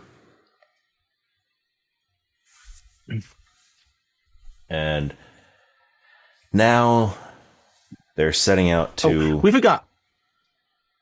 During all of this, we forgot one of the major prop pieces that Jack has. Yes, he has a compass. He has a compass that doesn't point north. We don't get a whole lot about the compass in this movie. We get a lot more details about it in the next one, in Dead Man's Chest. Yes. But we see him as he is, captaining the ship, kind of staring at it and looking at it, right? And there's a point where at the end, after they've assembled the crew and they've sailed off, like where Will is talking, right? He's asking Gibbs about well, where is he supposed to be going, right? It's like, and he just tells him, like, yeah, no, this is the tell him anything about the compass? I can't remember. No, because Will is looking up there, and Jack is at the wheel, and he's holding the compass in one hand. He's looking at the compass. He's talking with Gibbs. Will comments to Gibbs about, how are we going to get where we're going if he's using a broken compass? And Gibbs is like, just because the compass doesn't point north doesn't mean it's not going to get you where you need to go. That's right. That's what he says. So, and that's about all the explanation about the compass we get. That's all we really get. We see him keep looking at it, and he holds on to it. It's a very prized possession of his, right? Mm-hmm. And so they have one other little conversation between him and Gibbs. That's Turner and Gibbs, right? And there's a story about how Jack used to be with Barbossa, right? And he was the captain of the Black. Jack was the captain of the Black Pearl. And then there was a mutiny. They took him off the ship because they marooned him on an island. Yeah, they marooned him on an island. They're not happy with his leadership, whatever it is. Yeah, and then and Gibbs explains how when pirates do that to a man, they leave him a gun with one bullet. Mm-hmm. They leave him a gun with one shot, and Jack has never used that one shot. He got off the island, and he's been saving that one shot. And that's been established earlier in the movie that he has a gun that has one bullet, right? And that's right. When he's fighting Will earlier in the blacksmith shop, he's like, he's pointing the gun at him. He's like, this bullet's not meant for you. Yeah. All right. And Gibbs is like, it's like, but when you're on an island like that, and after a few days, when you don't have any more food or drink, that bullet starts looking very enticing. Mm-hmm. Right.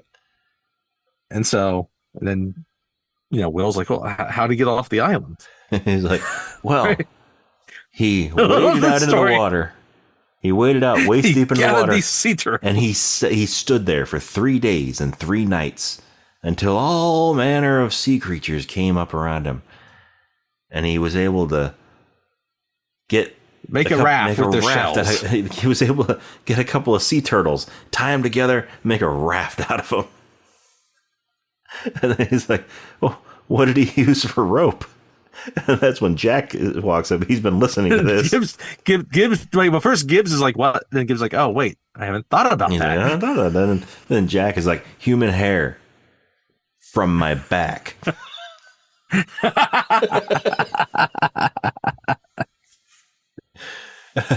But Gibbs' story also explains why Jack is all erratic like he is.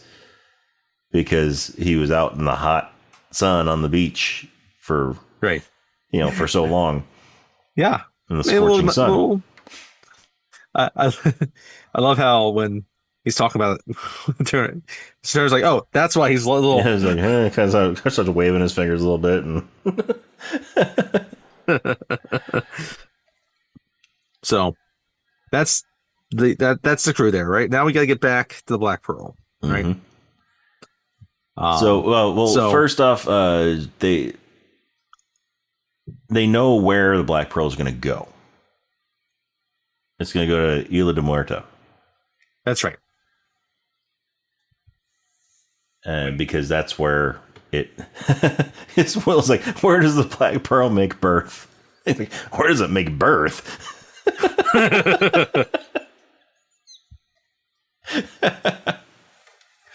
And they're like, the Isla de Muerto. So they know where they're going. They just got to get to them. But yeah, now we go back to the Black Pearl, and it's nighttime. Right. And Barbossa has requested that Elizabeth dine with him. Yes. Barbossa sends Pintel and Righetti to and there's a red dress. Get her. Yeah. With a red, he sends them with a red dress to Elizabeth. And put on right in the corset, be far more comfortable in the corset. But she says no at first, right?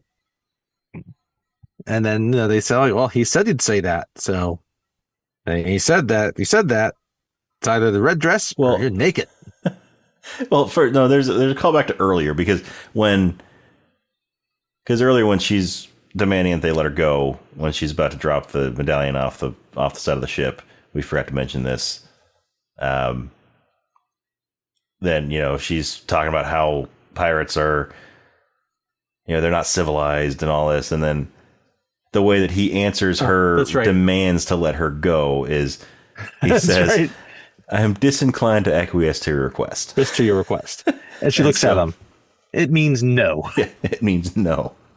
And then, so here, she repeats that line back to Pentel and Rigetti. And then that's when I say, he said he would say that. Yeah. It's like, well, tell the captain that I'm disinclined to acquiesce to his request. And they're like, he told us you'd say that. So he said, if you did say that, you'd be dining with the crew and you'd be naked. Naked. So she chooses the red dress. And she chooses the red dress and dining with Jeffrey Rush. So. And so they're sitting there, and there is feast. A platter of green apples. Yes, there's a big old bowl of green apples right in the middle of the table. And she's eyeing them, and he can tell that she's eyeing them. Mm-hmm. But then she's looking at them. She's thinking, are they poison? Right? You're thinking Snow White type of thing, right? At least the audience is thinking Snow White type of thing, right? And then he picks them up, and he's like, don't you want one? It's like, they're probably pretty hungry at this point. And she's still skeptical. It's like, don't worry. No, it's not poison. Like, he takes a bite. Doesn't do us any good to kill you yet. Mm-hmm. She eats them apples. And then, yep, I would eat them apples. But, so...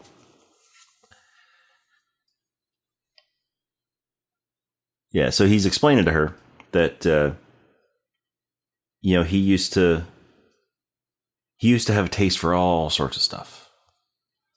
Yeah, all of them. But him, all sorts of food, and like they haven't enjoyed the taste of it for years. But you don't really know what he's talking about just yet. No. And I can't remember. Was she able to grab a knife off the table? I believe so. Marion Ravenwood style. Yeah.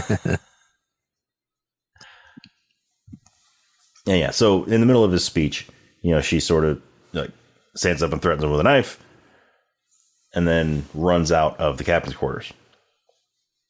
And she gets out there and sees that all of the crew, because now it's not cloudy. We have the moonlight coming in, over the ship. And does he give him the, it's not him, but does he give her the full story yet of the gold before she runs out? Yes, I think he does. Yes. Yeah, so he tells her while about he's talking about having the taste of stuff, because he shows her the medallion again. Yeah. Yes, because that's where the whole we used to have a taste for things but can't taste it anymore after the curse. Right. And so she so basically he shows her the medallion again. It goes into the story. Yeah, basically they found this Aztec gold. This island with a chest of Aztec gold, and there was a Cortez curse placed had on that it. he stole from the Aztecs. Mm-hmm. The Aztecs cursed they cursed it so that whoever takes the gold from this chest will be cursed, neither living nor dead.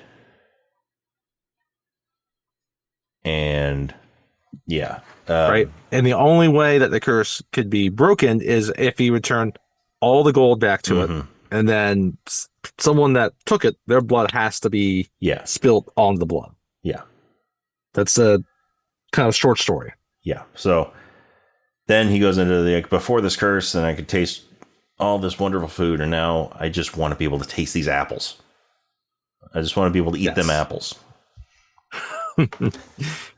And that's when she has the knife and she threatens them, and that's when she kind of escapes from the captain's quarters. Right. She runs out, and the moonlight is shining down on the ship. Now the moon has come from behind the clouds. Now it's kind of clear. And now the entire crew All she sees are skeletons. It's skeletons, and they're still going about doing their crew stuff. You know, you got the guys swabbing the deck. You got guys swinging from ropes around because I don't know. I mean, pirates like to swing across the ship on ropes from the mast. The pirates. You know, they're just swinging around, and you know, you got a monkey. Yes, we didn't mention the monkey. You got monkey a earlier monkey. Brought the medallion back to Barbossa earlier in the movie. The monkey is also a skeleton, right? Right, and that's when she kind of starts backing towards like the captain's quarters, and you see him coming out, and he's still kind of in the shadow. It's just Jeffrey Rush because he's still inside. He's not Jeffrey Rush, but he's walking out, and he says, "You best start believing in ghost stories, Mrs. Swan." And then he steps out in the moonlight, and he's all of a sudden a skeleton. Turns into a skeleton. Like, because you're in one.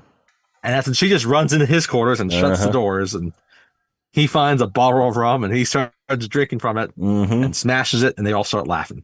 Yeah.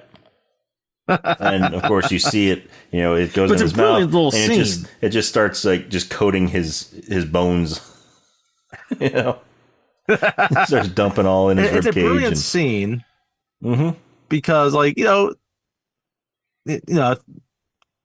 introduces the lore effectively, right? Doesn't get too long in the exposition on it. It's a cool little story to add to it, right? Yeah. It kind of ups the stakes of things because they're neither living nor dead, right? Yep. So how's that going to happen? They have their own goal now, and then like the effects of it are like fantastic.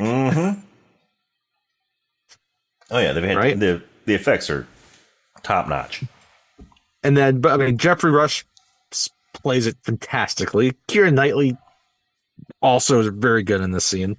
Yeah, it's a terrific scene, and it's kind of a good spot, like in the middle of the movie, right? And kind of establishing, where they're going from there, right? Because we know that Jack knows where they're going. Now we know where they're going because they're going to go. They got the last medallion. That was the last medallion, the last piece of gold. And when earlier we also neglected to say this earlier when they took her. Oh yes, they asked for her name, and she said her name was Elizabeth Turner.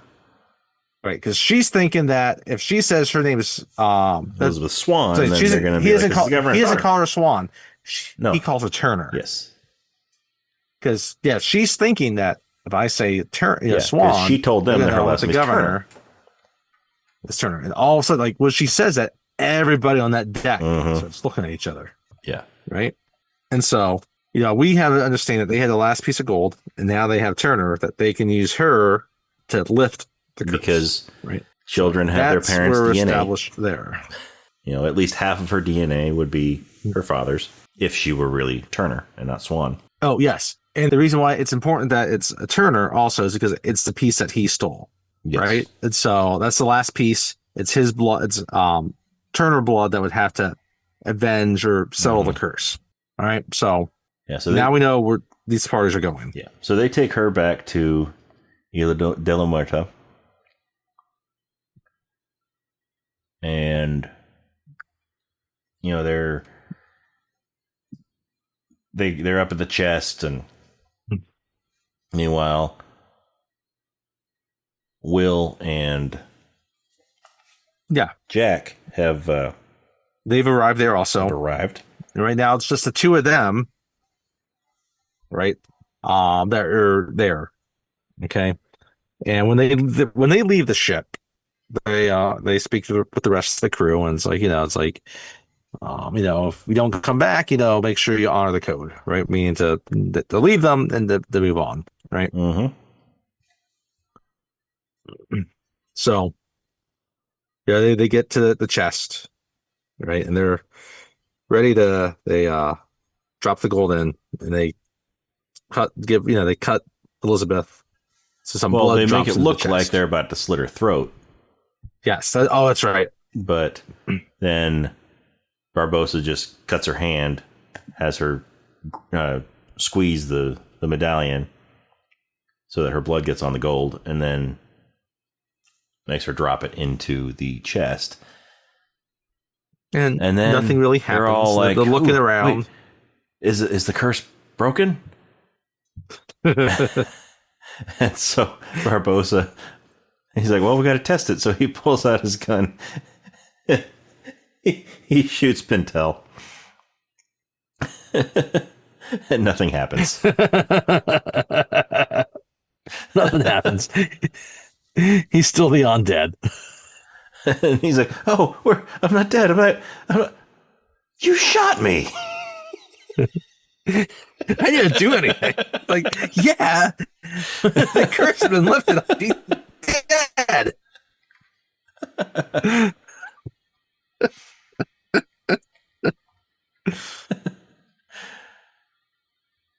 So now they realize that she is not Bootstrap Bill's daughter. Nope. And then he asks her, like, was your dad William Turner? And she says no. And right, and she asks, like, do you know where his child is? Like, no. She's like, no. And so Barbossa kind of throws her, because they're standing up like on top of like a pile of treasure, like a hill and pile of treasure, and they're like in this cave. And he sort of throws her off the top. There's all this pile, treasure in the cave, right? And she sort of rolls down by the water, and Jack is sort of sneaking by, and they see him. Right, so that's right, because Will had knocked him out. Yeah, knocked Sparrow out, thinking that yes, because he might betray him. Yeah, and because Sparrow told Will to hang back, and he was going to go in and get Elizabeth out, and then Will knocked Jack out because he thought he was going to betray him, and he went and Will sort of swam up, so he's at the bottom of this mound of treasure that they're on, that then when Barbossa throws Elizabeth down, she rolls down that mound of treasure and lands right next to where Will is. Meanwhile, Jack has woken up and he gets caught by the pirates. Right. And so by this point, remember, Will has gone back to the Interceptor. No, Will is down there and he gets Elizabeth. He's Elizabeth. They go back to the Interceptor. That's right. Right. And now Barbossa has Jack, and Barbossa's ready just to kill Jack. Mm-hmm. But then Jack's like, but the curse isn't lifted, right? You're still like, that's when Barbossa realizes that Jack might know whose blood he needs. Mm-hmm. So instead of killing him, he takes him aboard the Black Pearl. Mm-hmm. Right? And the Black Pearl quickly intercepts the Interceptor. Right? Yep. And Elizabeth has returned Will's medallion, and he says, like, oh yeah, I thought I lost it that day. Yeah, because she picked it up again before she got thrown down the hill. Yeah. And then he's like, you took it. Why did you take it from me? And she's like, I thought you were a pirate. Yeah, I thought, they need a pirate. They would have never rescued you. And he's upset. And he kind of just leaves. He kind of goes up. And, she's sad because he won't speak to her. Yep. So sad. So, meanwhile, on the Black Pearl, Jack's bartering with Barbossa about revealing who Bootstrap Bill is his name. Mm-hmm. Bootstrap Bill. Bootstrap Bill. Who Bootstrap Bill Jack Turner. tells Will was a good man and a pirate. You can accept that he was a pirate, but a good man. Mm-hmm. Right? But Barbossa's really not having any of it, so he still puts Jack in the prison cell at the bottom of the the Black Pearl, right? Oh, so also when Jack was telling Will about Bootstrap Bill, he tells him about the curse on the treasure, all that. This is earlier. That's right. This is a little bit earlier. After Elizabeth finds out about the curse, then we have Jack telling Will about the curse. And he's saying that Bootstrap didn't want to go along with the mutiny. That's right. And so Barbossa sent him down to sleep with the fishes. He tied a bootstrap to his bootstrap. Yep. And he tied a bomb to his bootstrap. No, he didn't tie a bomb to his bootstrap. Or a cannonball? He tied a cannon to his bootstrap. To Bootstrap's bootstrap. That's right. Cannon, yeah. And that's what it was. Dropped him overboard. Now, he did this before they realized that they needed the blood of all of the crew to lift the curse. Well, and as Jack then tells Barbossa later, it's like, lucky for me, you marooned me before he stole all that treasure, which exempted me from the curse. Yeah. So, so we got both ships. Then Barbossa then puts, Jack, he's kind of back down at the belly of the ship, and he's a gun in a cell, right? And the Black Pearl has intercepted the interceptor, right? And so now there's a sea battle, and Elizabeth and Will, they're trying to they're trying to outrun it. First off, they're trying to outrun it. Like, so okay, well, let's do this. Everything. Let's drop some weight. Yeah. Let's just get rid of but everything. Still not quite. Still not quite good enough. The Black Pearl's just too good of a ship. Yeah. And so then they start firing cannons at each other. Well, the interceptor has gotten rid of a bunch of its cannonballs because they were heavy. That's right. Oh, that's right. Yes. So they just start pouring whatever they can into the cannons. Silverware. That's right. They're putting like forks, silverware, whatever it is.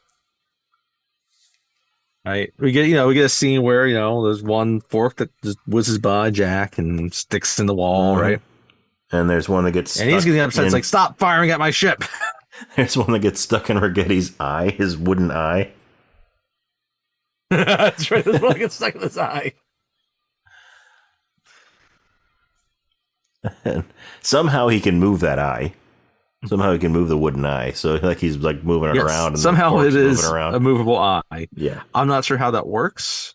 It's like it almost has its own brain in some way. Yeah. Anyway, so the Black Pearl wins this battle. And they take everybody hostage. Basically destroys the interceptor. Yes.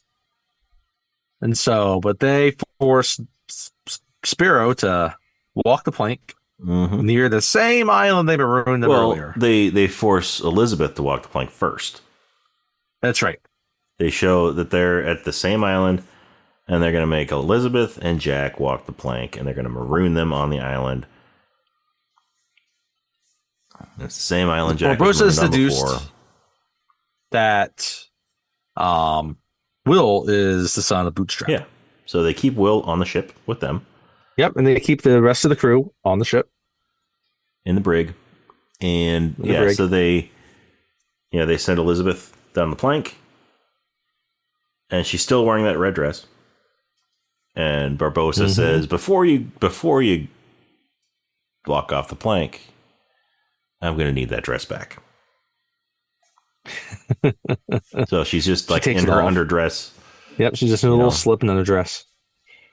And then she jumps off. Well, they kind of shake the plank so she falls off. And then that's right. Jack walks out there. He's like, well, last time you marooned me on this island, you left me with a pistol and one shot. So Barbossa's like, you're right.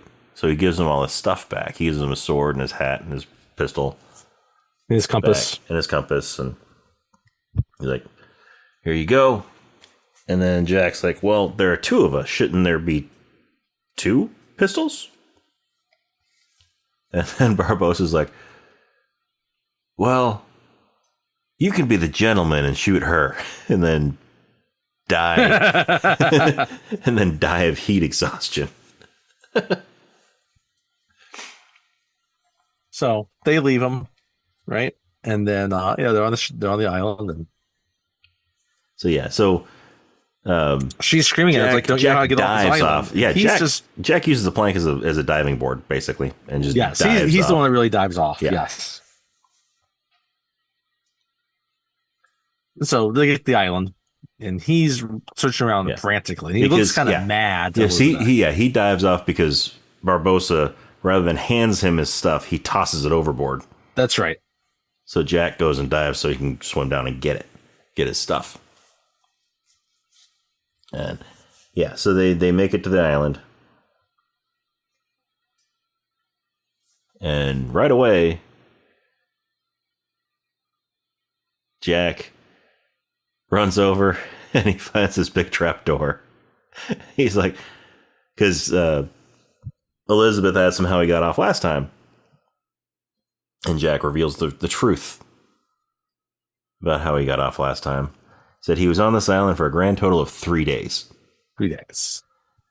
As while he was here, realized that it was in the East India shipping lanes. Mm-hmm. And there was a group of rum runners that would use this island to hide their rum, to stash their rum. So he waited. He waited. So when they got there, he drank rum for 3 days, and so when he got there, he bartered for passage off the island. And so he goes over to their stash and he opens up this big trap door, and there's these just bottles and bottles of rum. You can tell it's been several years since any ship has come by. Mm-hmm. So there's just bottles and bottles of rum down there. Yeah. So Elizabeth, so you just sat on the beach for 3 days drinking rum.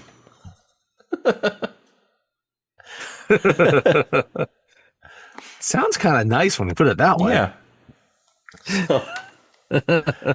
So then that's what the great Jack he goes and he pulls out did. He pulls out two bottles of rum. She builds. Well, first off, it jumps to that night, and they've built a campfire on the beach, and they're dancing around it, drunk and singing. Yep. I mean, it's a big ass bonfire. Yep, they're singing about really bad eggs. Singing the pirate song that she was singing at the beginning. Mm-hmm. A Pirate's Life for Me. And then Jack sort of pulls her in close and tries to seduce her. And she's like, I am not drunk enough for that, sir. It's like, you're right. So he gets a couple more bottles. And then he just takes a big old swig of rum, and then he passes out. And she pretends that she does. Yeah, she pretends that she does, and then he passes out. She puts it down. And she's just been pretending to be that drunk. And so he wakes up the next day, and there's a big fire. Yeah. And it's he going. Looks over and sees that the trees that they were using as shade are burning, and the stash of rum is burning. It's like, what are you doing? It's like, this is going to cause a fire so large, and it's like, there's no way this that is they can't right see in the this middle fire, of a shipping of a major shipping lane. Us. A boat is going to see, a ship is going to see this fire, and they're going to come and rescue us. And he's like, okay, well, that's all. He's like, okay, it's okay, that's great. But why is the rum gone? Why is the rum gone? Like, I'm okay with you building this fire. You're getting attention why is the rum of gone? the people that to save us, but why is the rum gone? And then he starts sort of just storming up, but just moping and storming off, and then looks up. Because his rum is gone. Yeah, he sort of gets a little ways away from her, and he looks up and he sees the Dauntless. Yes. Out in the distance. He's like, oh, I'm never going to hear the end of this one.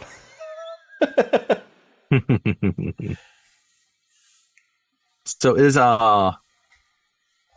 Black Sam Spit is, I guess, what this little island is called, where the maroons. Okay. And he really says, why is the rum? He says about the rum is gone. He asked that twice, right? He's like, it's like, yes, the rum is gone. Why is the rum gone? And that's when rum gone. That's when she goes into like, well, one, because it's a vile drink that turns even the most respectable men into complete scoundrels. Two, that signals over 1,000 feet high. The entire Royal Navy is out looking for me. Do you really think there's even the slightest chance they won't see it? And she says, but why is the rum gone? Why is the rum gone? It's like, okay, I get why you built the fire. That's fine. But the rum, why is it gone? But yes, she needed fuel for the fire. Discovered. But yeah, so they get picked up by the Dauntless, and Norrington is very happy to see Elizabeth. But then that's they're just going to go. Governor Swan is on the Dauntless too. Governor Swan is on there too. He's on the ship. And their plan is very excited to see his daughter. Royal. Yeah, so they're excited, they're happy, and they're planning to go back to Port Royal. And it's like, well, it's like, well, you don't want to say Will. It's like, well, he made this decision when he helped, a pirate, helped a pirate escape, right? And that's when she says, well, but wouldn't you want to do whatever, what your, for your fiance to, I forget what the rest of it. That's like the kicker's like, okay, well, it's the fiance part. She basically guilt trips him. Yes. Into going after the pearl. Yeah. Oh, it's something like, wouldn't you? Can you say like, oh, you're the one that captured the black pearl. Captured the black pearl? Yeah. Wouldn't you do that? Wouldn't you do that for your fiance or something like that, right? It's like, oh, fiance. Does that mean it's like yes, right? And so they agree to go after the black pearl, right? They are going to go to Isla de Muerta, right? At this point, right? They, the black pearl has gone back that direction already, right? They're planning to spill Will's blood with that last medallion, so that the curse is lifted. Break the curse. So Jack kind of convinces them, right? They get there, it's nighttime, that, to lie in ambush for Barbossa's crew. Right? So he's going to convince Barbossa to come back out, that they're not going to expect you, right? They're going to think you're on the ship. They'll think that you're on the ship, but instead you're waiting to ambush them. Right? And they think about it. He's like, give me a boat. Let me go. I'll go and, sort of push Barbossa out so you can then take him out. And so, Norrington gives Jack a boat. Lets him go in there after. He goes in. And there's still, he gets there and they're, because Sparrow's like a bad penny. Elizabeth insists on going with Jack, doesn't she? Yes.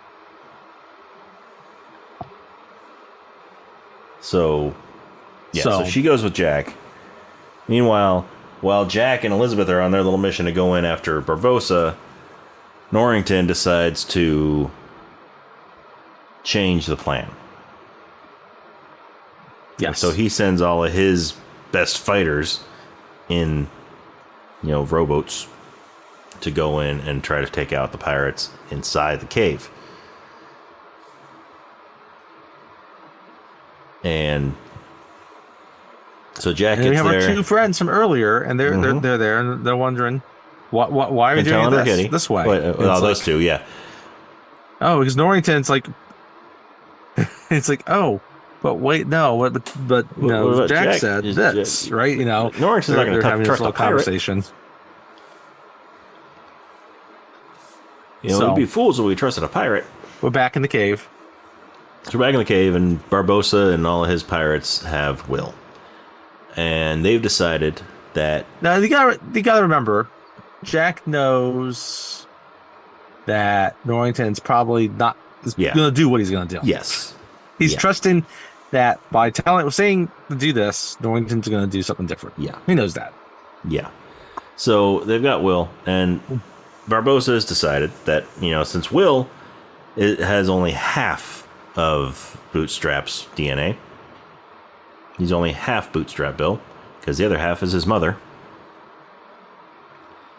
And they're not going to take any chances. They're not just going to cut his hand and let him bleed on the gold.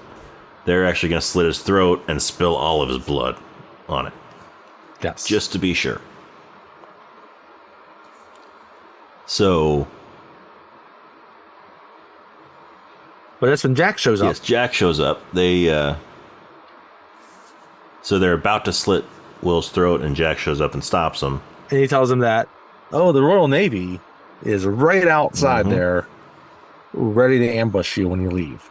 Yeah. So I know you're the captain of the Pearl, and this whole time while he's talking, he goes in and you see him he's just kind of lifting coins up and he's dropping them back in. Dropping them back in, and right.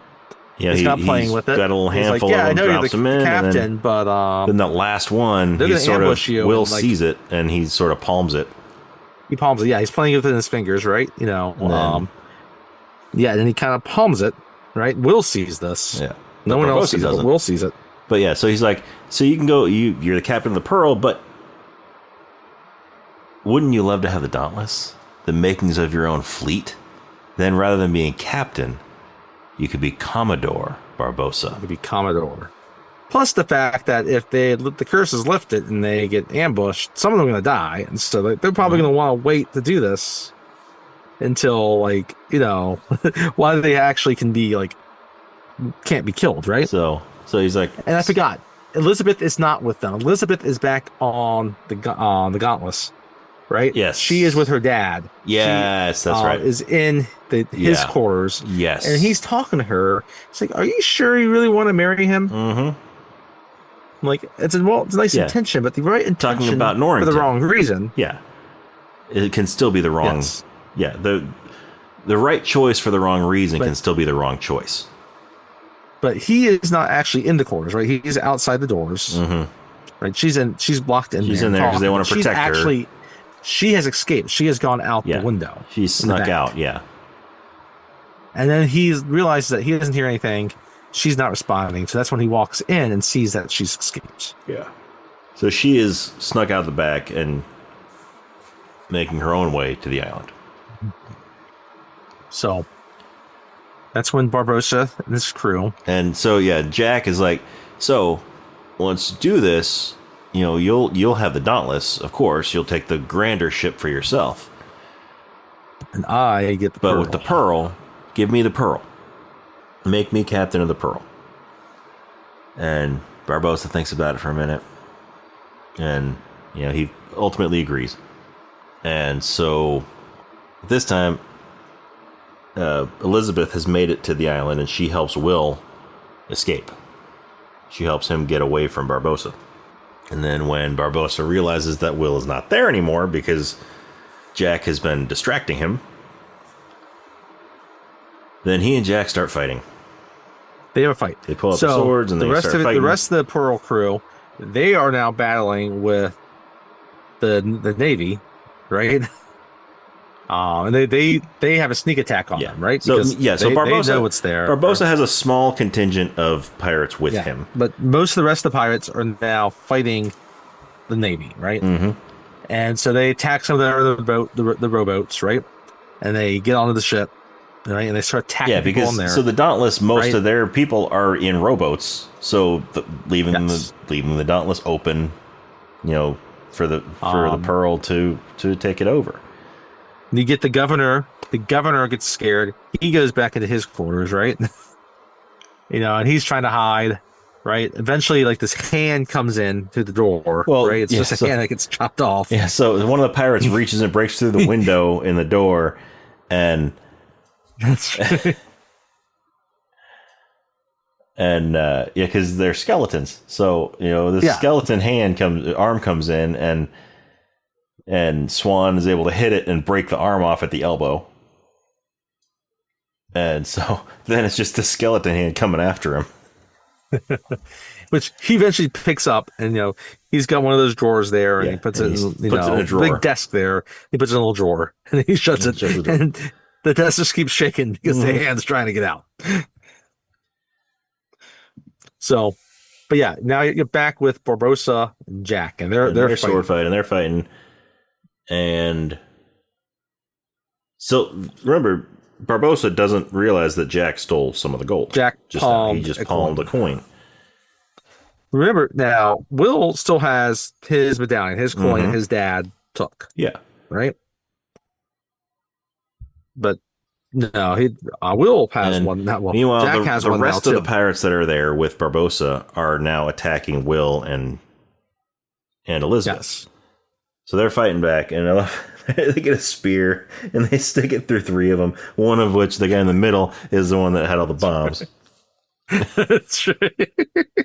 And there's little holes in the top of the cave here. So there's places where the moon is shining down in there. So anytime that they pass through those moonbeams, they're skeletons. They look like skeletons. And then when they're not in the moonbeams, then they're human.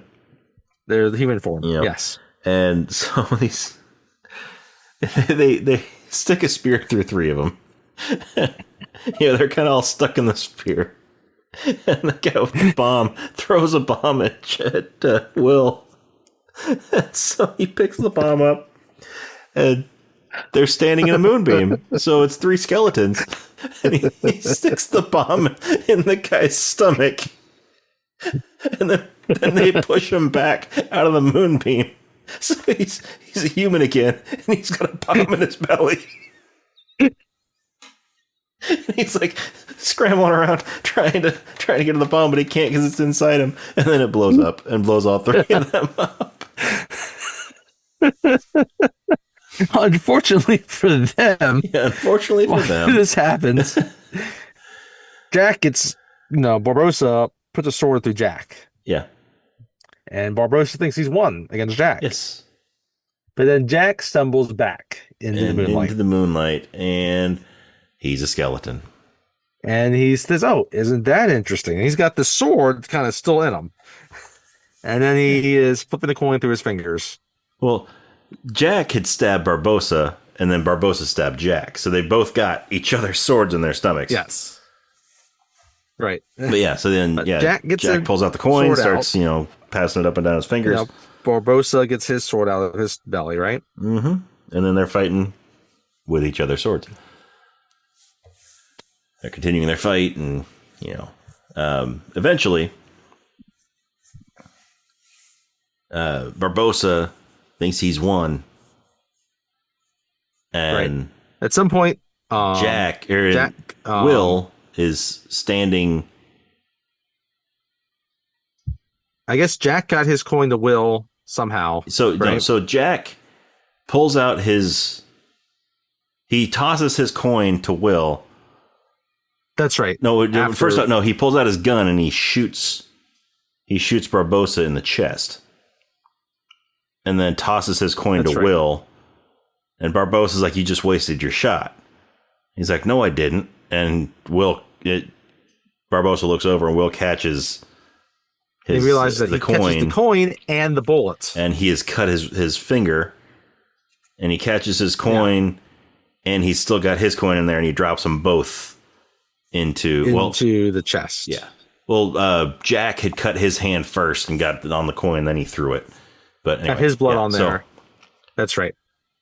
And then, so once Will drops both coins into the chest, then Barbossa realizes, he opens up his jacket and there's blood.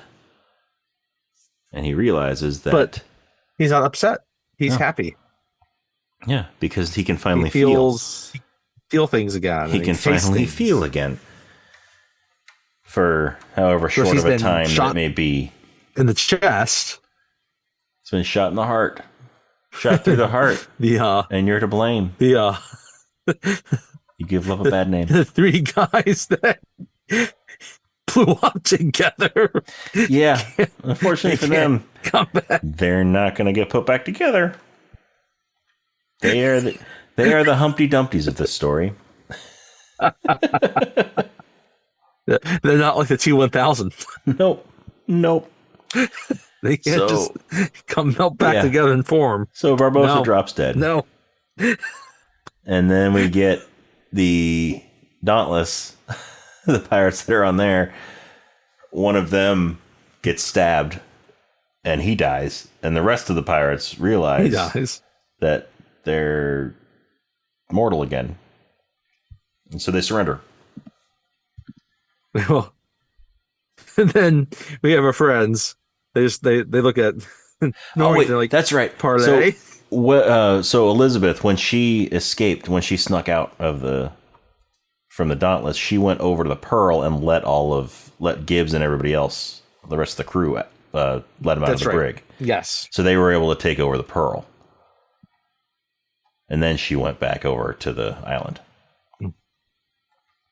So yeah. And we have our two friends. Yeah, they're the ones that they look at her like parlay, right? And we won't find out what happens to all the pirates. It's fine. Yeah, but the British have won. They beat the pirates, and and Governor Swan, he's happy, but then he opens up the drawer, and now the drawer stinks because there's a rotting can. So he just looks in there. No, it's more he looks in there. He's surprised to see just a severed arm in there. We don't see it, but he sees it. It's not a skeleton arm anymore. He just politely closes it back up. And then Jack and Will and Elizabeth get back to the ships. And at this point, Gibbs, who is now captain of the Black Pearl, leaves. They follow the code. They leave. Yep. And Jack's like, nope, it's their right to do that. And so now Jack is prisoner of the British. Yep. He is now Norrington's prisoner. Royal. So we cut back to Port Royal the next day. And we got guys drumming. There's going to be a hanging. There's going to be a hanging. So, you got the gallows, and Jack is getting the noose put around his neck. And meanwhile, back at the back of the crowd, we see Will in a musketeer hat. A real fancy musketeer hat. I have expected Christian Slater to show up here. Yes. Me too. It's very reminiscent of Robin Hood, Prince of Thieves.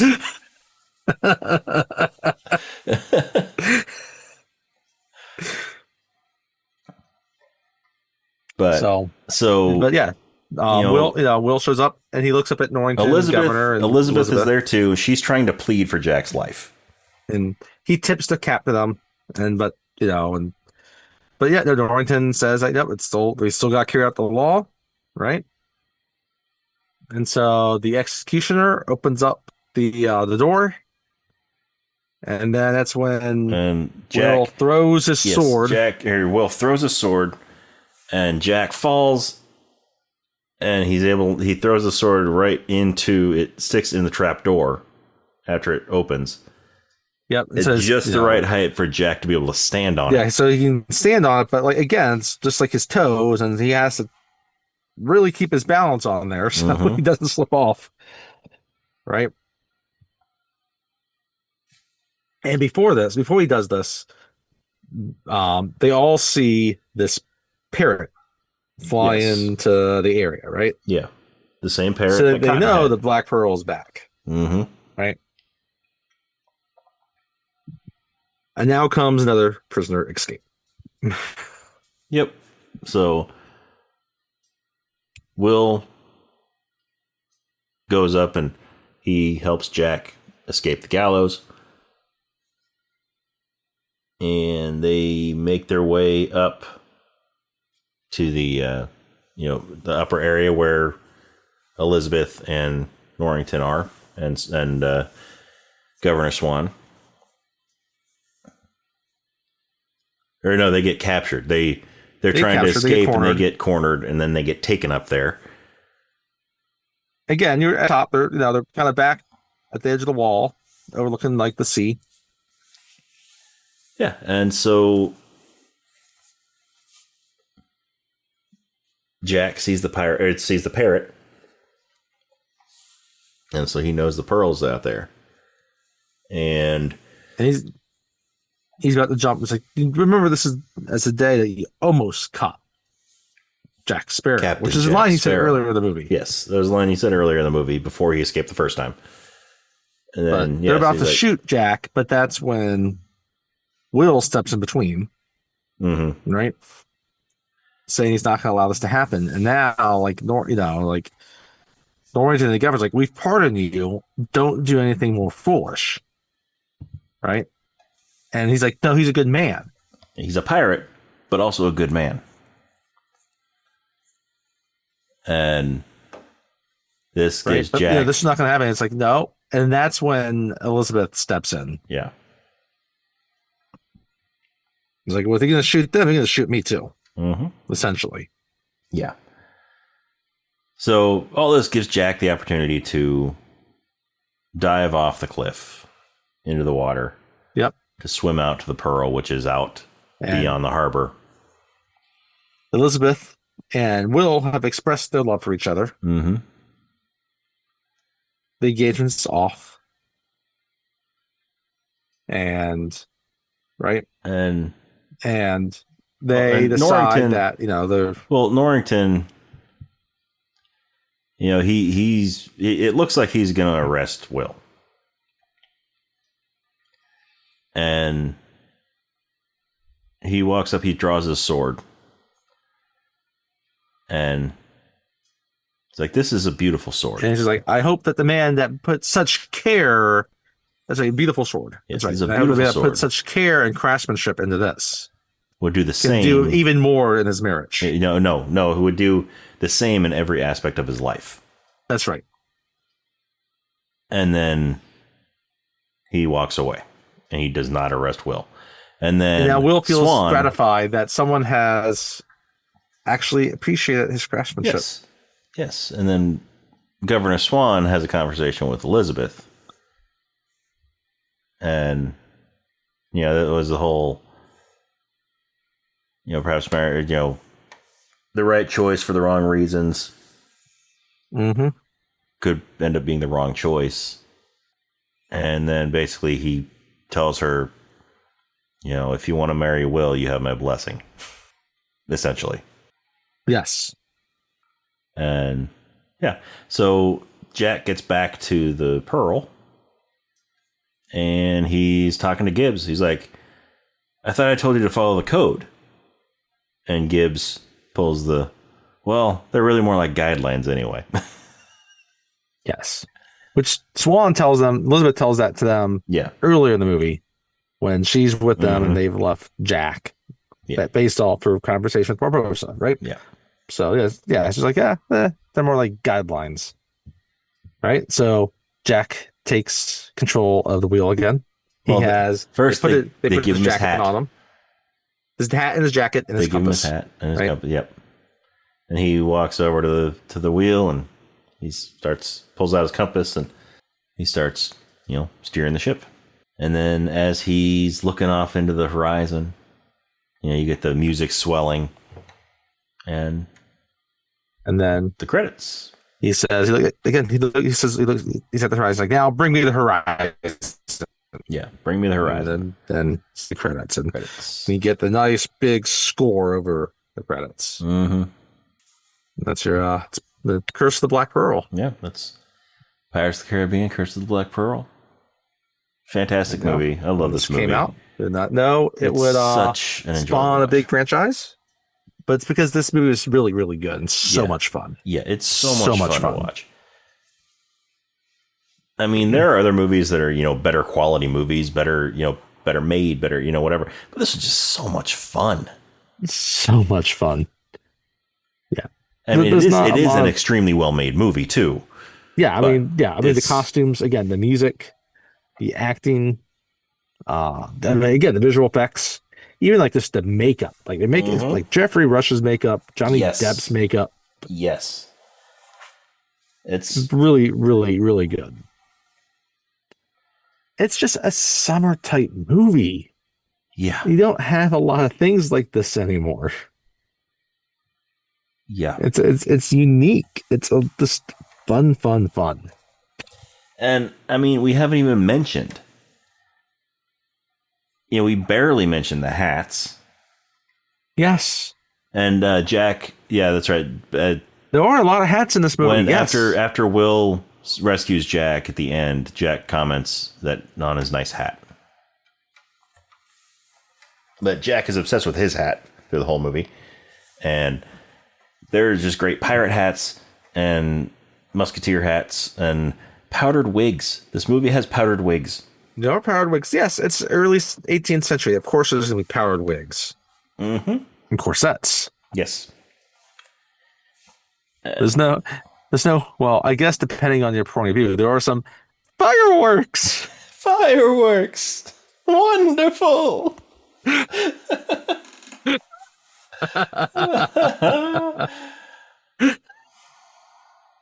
No actual fireworks, but hey, if she believes they're fireworks, I'm not going to stop her from believing they're fireworks. Yeah. So, anyway, that's the first Pirates movie. Yeah, check it out if you haven't seen it. It's definitely worth a watch. Seen it, awesome. If you have not, if you've only seen this one, watch it again. Yeah, and then go watch Dead Man's Chest. One day, maybe we'll do that next summer. We'll see. Maybe. We haven't figured that out yet. But yeah, it's Pirates of the Caribbean. The Curse of the Black Pearl. Yeah, it great movie. Love this movie. It's almost 2.5 hours long, which nowadays is about average for a movie. It's actually not average. At the time, I mean, granted, Lord of the Rings was that, but that was longer. But most of the blockbusters were not quite to that length. The first two Spider-Man movies, right? They're right around 2 hours. Yeah. X-Men 2 was just over 2 hours. Yeah. Right. Even the first Harry Potter movie was like 2 hours and 20 minutes, I think. This is like, I think 2:26. So it's just a little bit longer than that. But yeah, anyway. So yeah, it's almost 2.5 hours long, but it's fast paced. It moves along nicely. It is very fast paced. Yes, it moves along. There's enough happening. Yeah, like we were saying earlier, it may be about 10 minutes longer than it really needs to be, but that doesn't really hurt the movie. No, it doesn't. But definitely worth watching if you haven't seen it, and if you have seen it, watch it again. It's a very rewatchable movie. But no, it is, yes. And once again, the score is just it's great to just. It's one of those scores you can just listen to. If you're big on listening to movie scores, this is definitely one you'll want to check out. If you're just if you're not really huge on listening to music scores, easily run it anyway. It's still excellent while you're driving the car on a road trip. But yeah, so.